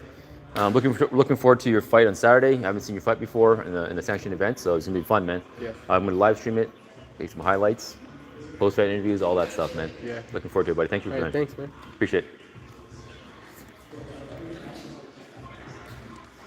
All right. Is that the last one? Anthony, can I get you here for a second? Sure. Is that all right? All right, cool. All right. So we got my friend Anthony next. Let's stand on right here. As you guys know, Anthony Palumbo. Well, you guys know Anthony Palumbo. So, Anthony? Where am I looking? There's Oh, right there. This is something else. Oh, This okay. is my other channel. So, Anthony, I haven't spoken to you, in detail since the last Muay Thai World Cup. Yes. A lot has happened in your life, right? Yes. You've gone pro. Yes. Almost. Almost. Still waiting for Oh, an sorry. actual matchup to happen, but Okay. yeah, yes. But you signed. Is everything signed and everything? No. So I was supposed to fight Muay Thai World Cup twice, and it got canceled. And then I'm supposed to be fighting Warriors Cup, but I just got news this week that that's also canceled, so I won't be making my pro debut for probably 2026 now. So a little bit of a delay, but that's okay. It is what it is, and I'm staying training, staying focused. The goal is the same, and everything happens for a reason. So this delay is just for me to sharpen up my tools, sharpen up my mindset, sharpen up my training regimen, and just get back to work and stay focused and sharpen all my tools up and get ready. Because this is a similar question to those guys. The other guys, they did local tournaments, and then they're doing sanctioned amateur fights. So they upped your workout, right? So for you, you did so many fights already, and you have so many belts. When you train to be a pro versus like a top amateur, what's the difference? So honestly, the difference isn't really anything crazy. For me, I take every fight like it's a pro world title fight. So anytime I fight, I take the person, my opponent, and the whole camp as serious as possible because that's just the way I do things. I've always done it that way. But what I can say is my last couple camps, the things that have changed is that, things have just got more dialed in, so my nutrition's more dialed in. It's more, everything is to the exact measurement, right? So my nutrition is just more dialed. My strength training is just more dialed. My skills training is just more dialed. The things that I'm working on are just more dialed. They're more, opponent specified. So like, certain pad sessions and everything is all tailored to who I'm fighting. A lot more, taking, film more seriously, watching tape on guys because, you get to the level where, okay, now I can see he has, 10, 15 fights just on YouTube, so now, okay, the game gets a little bit more, just more dialed in, more in depth, but honestly, the training stays the same. It's just everything is to a T. It's more dialed in, and just because of how much experience I have with training and everything is just more dialed to the T. Everything is just right on par now. Right. I think you have a good point there because at this level, everyone's gonna have fights online. Yeah, everybody does. Yeah. So anytime I have an opponent, it's like I just click his name into YouTube. I'm like, oh look, 20 of his fights. yeah, they're doing the same thing to you. So Exactly. They see all my fights. They're like, oh wow, look, I have all of his fights I can watch. like Tyson, like Mike Tyson and Gus was doing that a lot. Yeah. In the original training, he was showing a lot of tapes, VHSs to him, and that's kind of the original, like tweaking for his training regimen. From what we've read from his interviews. 100%. Right. So for you, a lot of the people that you're fighting are gonna have old videos like 10 years ago, right? Yep. Does that help? Looking at old videos? It still helps. Yeah. Because, when I watch tape, I'm not watching what they're really like, doing. I'm watching their habits. I'm watching the way that they react to certain things. I'm watching how they react to pressure because every fight is different. So if I fight you, we'd have a fight, right? And it would look a certain way. But then you could go and fight, say, Austin. That fight's going to look completely different. The things that Austin's going to bring, the things that I'm going to bring, they're going to be completely different. So the fight is going to be completely different. It's never going to be the same fight. So what I have to look for you is say I'm training to fight you. There's 2 fights on YouTube I'm watching. When I'm watching you fight, I'm not watching, okay, what is he doing? I'm watching how is he reacting to pressure? How is he reacting in the clinch? How does he react when he's doing really well? How does he react when he's not doing well? Right? These are the things I'm looking for. What happens when he gets hit with a couple of things in a row? Does he back off? Does he charge forward? Does he come harder at me? What are things I can use against him that I can see from these fights that happen? And the patterns don't really change. People change a little bit, but patterns are you are who you are to the core. So when you fight, when certain things happen, those things don't really change no matter how many times you fight.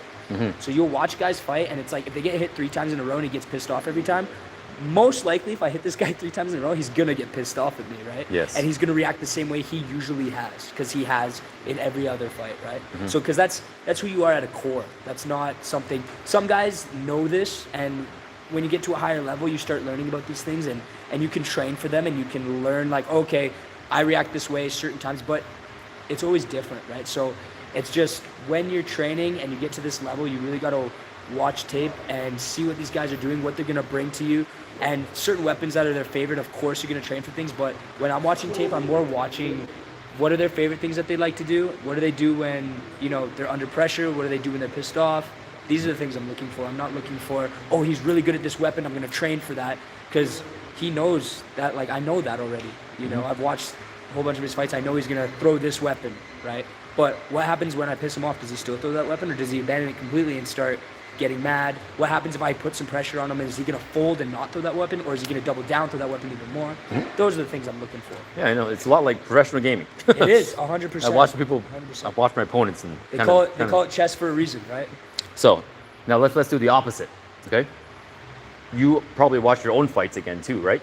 Oh yeah. Okay, so when you watch your own fights, people are looking at you Yep. and doing the same thing you're doing to them. Yes. So are you trying to do you see things do you see your holes? Yeah, of course. When I watch my own fights, I usually watch them fresh. So like right after the fight, I'll watch it. And then, because you always get downtime after a fight, so I'll have a fight, I'll be like, okay, this is what I need to work on right now, because this is clearly like a giant hole that I had. So say I was fighting, and just for an example, like I fought in Mexico in June, okay? I went and fought in Mexico in June, and honestly, my performance was terrible compared to my other fights. I was getting hit way more than I usually do. I wasn't fighting how I usually fight, and because I was pissed off, right, during the fight. The guy hit me a couple times, and I let my emotions take over, and I was getting pissed off. So when I got pissed off, I was trying to walk him down, walk forward, and just try and hit him as hard as I could, because I was mad, and I let it take over. So instead of double downing on my game plan, I abandoned the game plan, and I got pissed off and just walked forward. So I took that, okay, these are the things I got to work on. Some technical things like in the clinch, there was some things that I needed to work on, like just hand position stuff that's physically I can work on. But then also most of the time it's mental, right? Where are my mental aspects at? How am I thinking while I'm training? How am I thinking while I'm sparring, having hard sparring rounds? What happens when I have a bad day and I show up to spar and I'm getting, my teammates are getting the better of me today? Am I getting pissed off, and am I doing that? Like, is that a habit that I have? And those are the things that I kind of work on, right? Because fighting is 99% mental, like it is. When you show up and you fight as much as I do, you learn these things about yourself. The physical is always taken care of. The camp is always taken care of. The physical is always done. But it's when you show up on fight night, you need to work on your mental, because if you get pissed off and you react to it, or you get distracted and you're not focused on the game plan and what you trained for, then you're gonna get caught in these stupid little exchanges, and you're gonna get hit with shit that you usually see coming, the things that you know how to defend, and you're not gonna defend them because you're gonna be distracted or pissed off or whatever it is, right? Yeah, it could be smack talk. It could be whatever. It could be anything, right? And so for me, when I fought in Mexico, I felt that was the biggest thing I needed to learn was I was really reactive in that fight, and honestly, I don't know what it was. I think it was just training and going to a different country, right? So traveling, there's a whole bunch of added pressure, a whole bunch of different things. They're all speaking a new language. I think it was just all the added pressure kind of got caught up to me, right? And then during the fight, when it happened, he caught me with some weapons right away, and I was like, I kind of underestimated the guy, and I was like, yo, he shouldn't be fucking hitting me with this. And then that's kind of what made me mad and made me react, right? So, but these are the things I look for in myself, right? Like, I watch myself fight, and I'm not watching really, like, a little bit of technical, but it's mostly where was my mental at when I was fighting? How was I thinking? How was I taking pressure? How was I, when I was getting hit, how was I reacting? Where did my brain go, right? Like, what was I thinking? Was I getting mad, or was I getting more calculated, where I was going, okay, he's hitting me. What's he hitting me with? Okay, it's this. I'm going to block and answer. Like, was I getting more calculated, or was I getting pissed off and using my emotion to fight? So that's kind of where I'm at with that. right. So, how do you train yourself to be calmer? Do you meditate? Is that a thing? Yes, yeah, I meditate all the time. Like literally sitting down meditating? Yeah. Literally, I have a meditation pillow. I sit on the pillow, cross my legs, close my eyes, and I do breath work. Breath work, like. Yes. Can you give me an example? So- Can I just see an example of what you mean? So this is what I do every morning. Every morning I sit down. I have a meditation pillow, so it's better than this, and it's not in jeans. I sit up straight, right? I breathe 4 seconds in, hold for 4, and out for 4.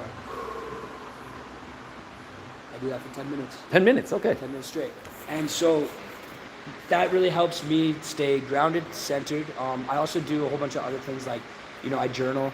I make sure that, I'm getting things out in different outlets, right? Because a lot of the time, a lot of fighters, their only escape when they start is training. Punching, kicking, kneeing, lifting weights, going for runs, stuff like that. That's their outlet. But when it starts to become your norm and you do it all the time, you need different outlets and different things to keep you sane, different things to help stay focused when you are in training. Because a lot of the times, if you're having like a bad day and I come to training and I haven't journaled, I haven't done meditation, things have been just crazy, you get distracted while you train, and you end up kind of disassociating and just going through the motions, right? So trying to be very, present when I'm training, present when I'm meditating, present when I'm journaling, it's all about being in the moment and taking advantage of it for what it is, right? And if you're having a bad moment, that's fine, it's normal, it's human, right? Where nobody's perfect. You're gonna have bad moments, but when you have those bad moments, how are you reacting, and how are you taking advantage of that bad moment and still pushing forward to thrive, to do good, right? And to be successful and to move through it. Right? Man, I'd love to give you a shout and have like a 2-hour conversation. I have so much I want to talk about. I know, I could talk for hours. Yeah, I so love talking to you. meditating, staying calm, bad days, all that is really important. I'm speaking this as not a fighter, just as like a dad. Yeah. Every day's a bad day. So I got to stay calm, Like, Yes. The meditation helps. I don't meditate, but I don't lay down, but I do lay down and go, oh my God, save me. Yeah, but just, breathing, grounding yourself, right? And that's the main thing, is that like when you fight, it's all on one moment. So it's like you have this big pressure moment and you feel like the whole world is, like you said, oh my God, why am I here? This sucks. When that's happening, able to remember, okay, go back to myself, ground myself. What is the task at hand right now? What do I need to do? How do I push through this? How do I push forward? How can I still make this work for me? That's the whole thing, right? So I've talked about this similarly with other podcasts. Yeah. Because I'm a certified project manager, and I deal with my projects like you're talking about. It's one task at a time. Yes. Like a waterfall method, I call it. Like it fills up one area and then it goes down, right? Yeah. It's a waterfall method. The way you're dealing with stress is what I would call the waterfall method. Yes. You deal with one thing at a time, and the next thing and the next thing. Because if you deal with too many things, you're gonna collapse. Yeah. Yeah. You're gonna burn out. Yeah. You collapse. Exactly. You go crazy. You're gonna go nuts. Exactly. Right. And so that's with fighting. That's the best way that I can understand it right now. I'm always learning, always growing, and there's always new things that are coming that I'm realizing, like light bulb moments where I'm like, oh, I can think this way and do this and do that, right? And this is how I should be doing it. But as of right now, for me, that's very one task at a time, being very present, right? Because if I think about what my guy's gonna do, if I think about how the night's gonna go, it usually doesn't go the way that I think it's gonna go. So as long as I show up and I'm like, whatever he brings, whatever's happening right now, I deal with it right then and there, how I think I should, and just trust myself with my training, my skills, and everything that I've done beforehand to know that, I'm gonna be okay, and I know I can defend myself, and I know I can capitalize when the time needs to, and just trusting myself, my training, my team, to be able to capitalize on whatever moment comes. Right? I want to ask about something kind of different. Yeah. It's similar but different. So now you're going pro. Yep. You said people were giving, he put some weapons on you, right?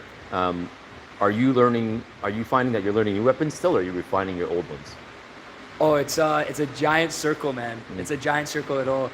So it's hard to explain, but I always start my camp with things I want to do in the fight, right? So it's like, okay, we know he's gonna bring this. These are some counters or whatever. We know that work. So we practice them for a while. And then it goes like, okay, we practice. And then we find something that we kind of like tweak it a little bit to work for me, right? So it's like, okay, this is kind of how I'm doing it and it works for me. And then we go in a circle and then it's like, oh, okay, we created something new. Does that make sense? And then it's like, okay, we play with that for a little bit and then we go back to the beginning. Okay, back to what we started with. Do it again, do it again, do it again. So I'm not really learning new weapons, but new ways to put them together. Yeah, like more ways to initiate it. Yes. More ways to like mix it up. Yeah, so like it's endless, right? It's endless. Like you can put every move together in a different sequence forever. So it's more of just, okay, we know this sequence works. Let's practice this, and then we add and play with it how we want to. Where is it working? What situations can we do this? Because it's all situational. You never really know the situation's gonna be until it happens, right? We can just kind of imagine all of them and just try and rep it out as many times as we can so that we cover all the bases we can. And then when it comes down to time, it's kind of, all right, did we hit that base? And if we didn't, I'll adapt in the moment. And that's kind of how we train, right? Yeah. I get what you're saying. Like, that's kind of how I envision like pro versus amateur, because they have more experience. Yeah. So due to more experience, you're gonna have more answers for that specific situation. Yes. Because you train so much more, or so many different guys that hit you different ways. Well, yeah, you've seen it all. You've seen, okay, like, for example, just easiest way to put it into terms is like if I fight a guy who's a boxer, if I fight a guy who's a kicker, if I fight a guy who's a kneer, they all have kind of like their go-to weapons. Like if I'm fighting a boxer, I know he's gonna counter with his hands first. Then he'll probably follow with a kick. Then he'll probably follow with a knee. Then he'll go into clinching if he needs to, right? Same thing with fighting a kicker. He's probably gonna start with his kicks, then go to his knees, and then clinch, and then last resort, he's gonna try and use his hands. So we kind of know like what their first response is going to be, what their second response is going to be, and probably what their third is going to be. So we kind of play with that in mind. Then we go through the situationals of what weapons they're bringing, how they're throwing them, how they would throw them against me as my fighter, of how I fight against, a guy the way that they fight. So it's a huge game that never ends. But when you have a team that's experienced, open-minded, and really want to learn and always try new things, it's very, very interesting what you can come up with and create, and it never ends. It's always so fun. Yeah, it's always never ending. Yeah, it's cool. It's really cool. Yeah, so I mean, I want to mention, this Common Fighting channel. Originally, the first time when we made this thing happen, it was for Anthony. So you are the OG fighter this was made for. This channel is for you, man, seriously. I appreciate And it so much. anytime, I'll tell you this straight up. Anytime I feel like not doing this channel, I think and I'm like, no, Anthony needs an outlet. Seriously. Thank you. This channel it's to follow everyone in Canada, right? But Anthony is a really good friend, and I want to capture a whole adventure in your life on this channel. That's what I want. Thank you, man. I Yeah, really man. appreciate it. It's a story. I love it. I believe you're gonna make it really, really. I don't know where you're gonna go, but like you're gonna go up there somewhere. You know what I mean? Thank you, man. I really appreciate it. And So- I do like, I try and follow all your stuff still, post as much as I can, show support where I can, and anytime you're down to do anything, man, I'm always here. You know, so if you wanna, like you said, you've had ideas before, and so just hit me up. I'm always here, man. I got a lot of ideas. Yeah, so I like- just got the past 6 months. I've been pretty quiet in this channel because I went through a lot of things this past 6 months. Long story, but good. It's all Another good. time, It's another all time, good another stuff. time. It's all good stuff. That's but good. yeah, That's perfect. one thing. Okay, I want to talk to you about this. This is the end of it. Okay. So actually, wait. Let me focus on the interview first. So, anyone you want to thank to end the interview?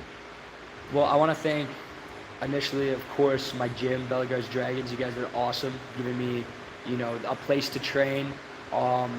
Also, Vanessa Bellegarde is my manager, so she manages all my fights, and always looking for opportunities for me. Always, getting my name out there and trying to make something happen. Especially with me trying to go pro. It's not easy here in Canada, so I know she's working tirelessly trying to find me a fight. Crew Lewis, I want to thank because he teaches all my classes. He's always teaching me new things, always keeping things fresh, always keeping me in shape. I want to thank Mohammed Wasim, one of my main training partners.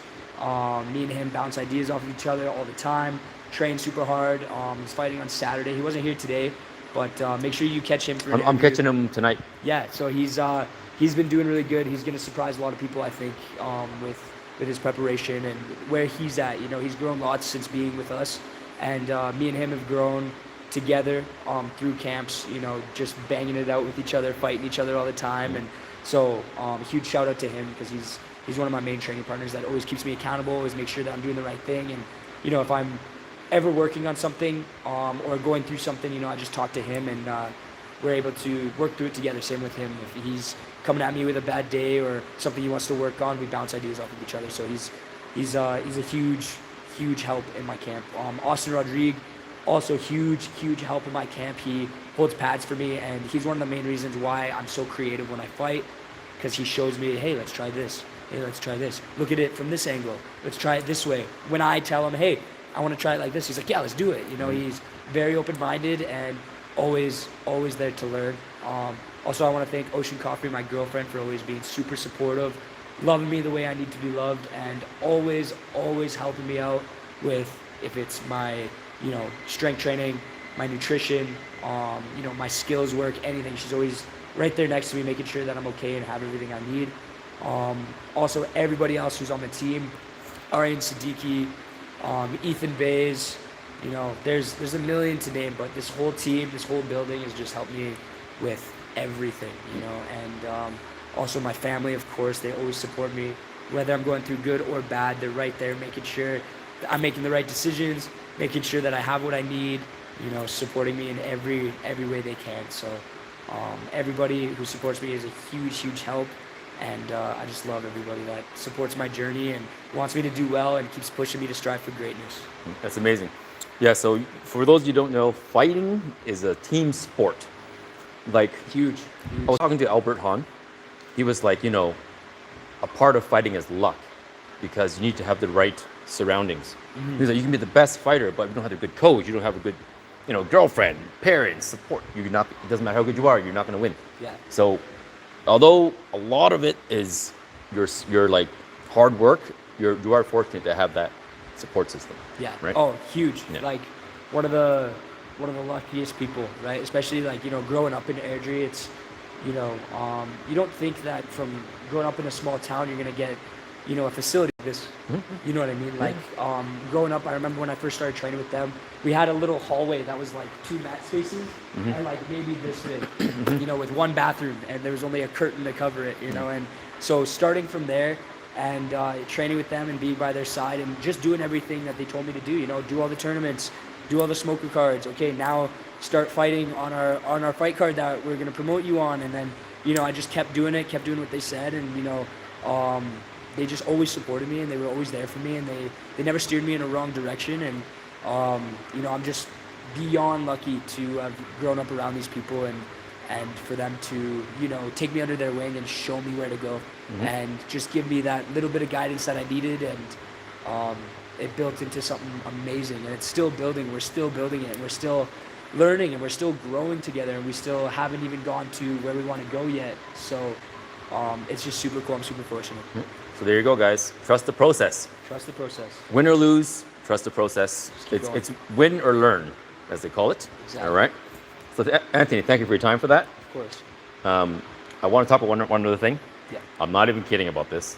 I want to get into movie making. Let's do it. I bought like 16 real swords. I'm not kidding. Oh, really? Let's do it. I've shown these guys a million times. They know my swords, right? do it. I lit, Demon Slayer, all these anime swords, like Yes. One Piece. I bought all the swords. Like I have good. like real swords. I only sharpened one of them. Yeah. Just for fun. But like that camera right there is a new camera. Yeah. It's Netflix approved. Oh shit! No Like, way. I'm not even joking, guys. I'm calling out for all the fighters that want to be actors. If you guys want to be acting, let me know. And the reason why I'm doing this is because if we create another channel, right, with a core group of fighters, we can create it and make it connected to the fighting world, and we could share the revenue. Because originally when I created the Combat Fighting channel, I wanted a channel that would like blow up and make a lot of ad revenue, Yeah. and I can sponsor people. Didn't happen. Yeah. Thank you, guys. So another avenue is like just making fun movies. Yeah. Everyone's doing AI stuff now, because not everyone knows people that can do high kicks and spin kicks and have 15 guys that have abs in one room. Yeah. Right. In this area, and everyone that we know, we could make a movie just like that Yeah. and put it online. You would get millions of views, and you would have no issues with sponsors and anything like that. You know what I mean? Yeah. That's my idea. That's a good I have a big green screen. I have the camera now. I have the lighting. It's an idea I'm putting out there. Let's do it. Anybody Let's that's do it. I'm interested. down. I'm down. 100%. Yes, let's make movies. Let's do it. Okay, so guys, that's what's up. So Anthony, you're not fighting on Saturday, but you'll be there. I'll be there. I'll be in the corner, helping on the guys. So it'll be good. And I think you said there's commentary. There is, yeah. So I might be commentating. Yeah, so I was gonna ask you about that. There's a commentary camera and a mic. So it's either going to be you or Lewis or somebody. If you guys want to take that route, we can definitely do that. Yeah. If you're gonna sit there and commentate, I'd love that, man. It'd be cool. We did one for NATO 8, and Niall did it. It was fine. It was. He's actually doing commentation in university. Oh, so cool. it worked out like it's just what he does. Yeah, that's what he does. Yeah, so he's really good. That's cool. That's awesome. And you're a fighter in and out, so Yeah. you'd actually be really good too. Like you just be talking about things that I wouldn't think about. I'll get the technical aspect Yeah, of I'm serious. things. And, Like yeah. everything. Like give me the feedback, bro. It's all good. So Anthony's gonna be commentating Trial by Fire 18. Yeah. It's gonna be fun times, man. I'm looking forward to it. Like I said, thank you for your time, Anthony. I'm gonna call it the day. Yeah. Everyone's gone. Everybody left. That's perfect, man. So Anthony, I'm looking forward to the future, what it holds. Thank you so much. All the best, obviously. If you need any video stuff or whatever, let me know, man. All right, cool. But yeah, let's be movie stars. Yeah, let's do it. All right. Awesome. Thank you. Thank you.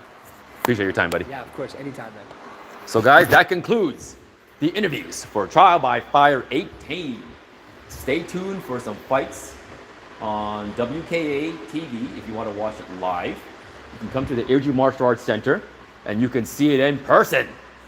I always recommend watching the fight live, online or in person, because nothing feels better than the anticipation of what's going to happen. When you watch a pre-recorded fight, you generally know what's going to happen in the end. You don't know how the fight's going to go, but you kind of know who's going to win and lose. You kind of lose the excitement of that, right?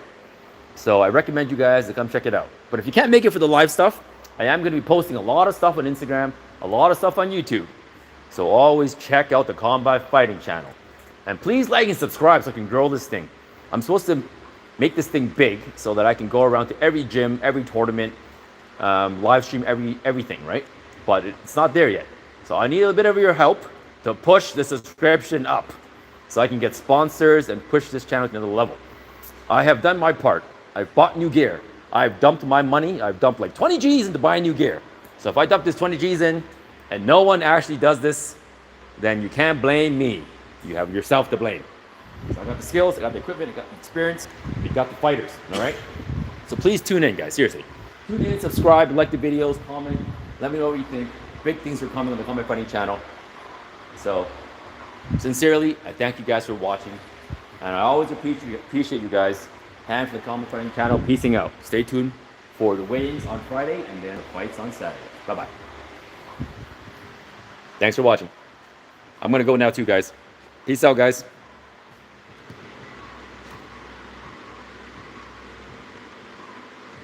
Vanessa said to go to Old Town and they'll buy you dinner. Old Town? Yeah, it's like real good. Yeah, sure, I'll go. Yeah, why not?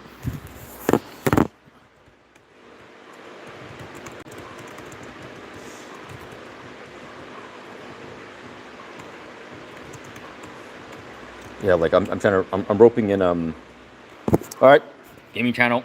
Peace out. See you guys for Street Fighter later.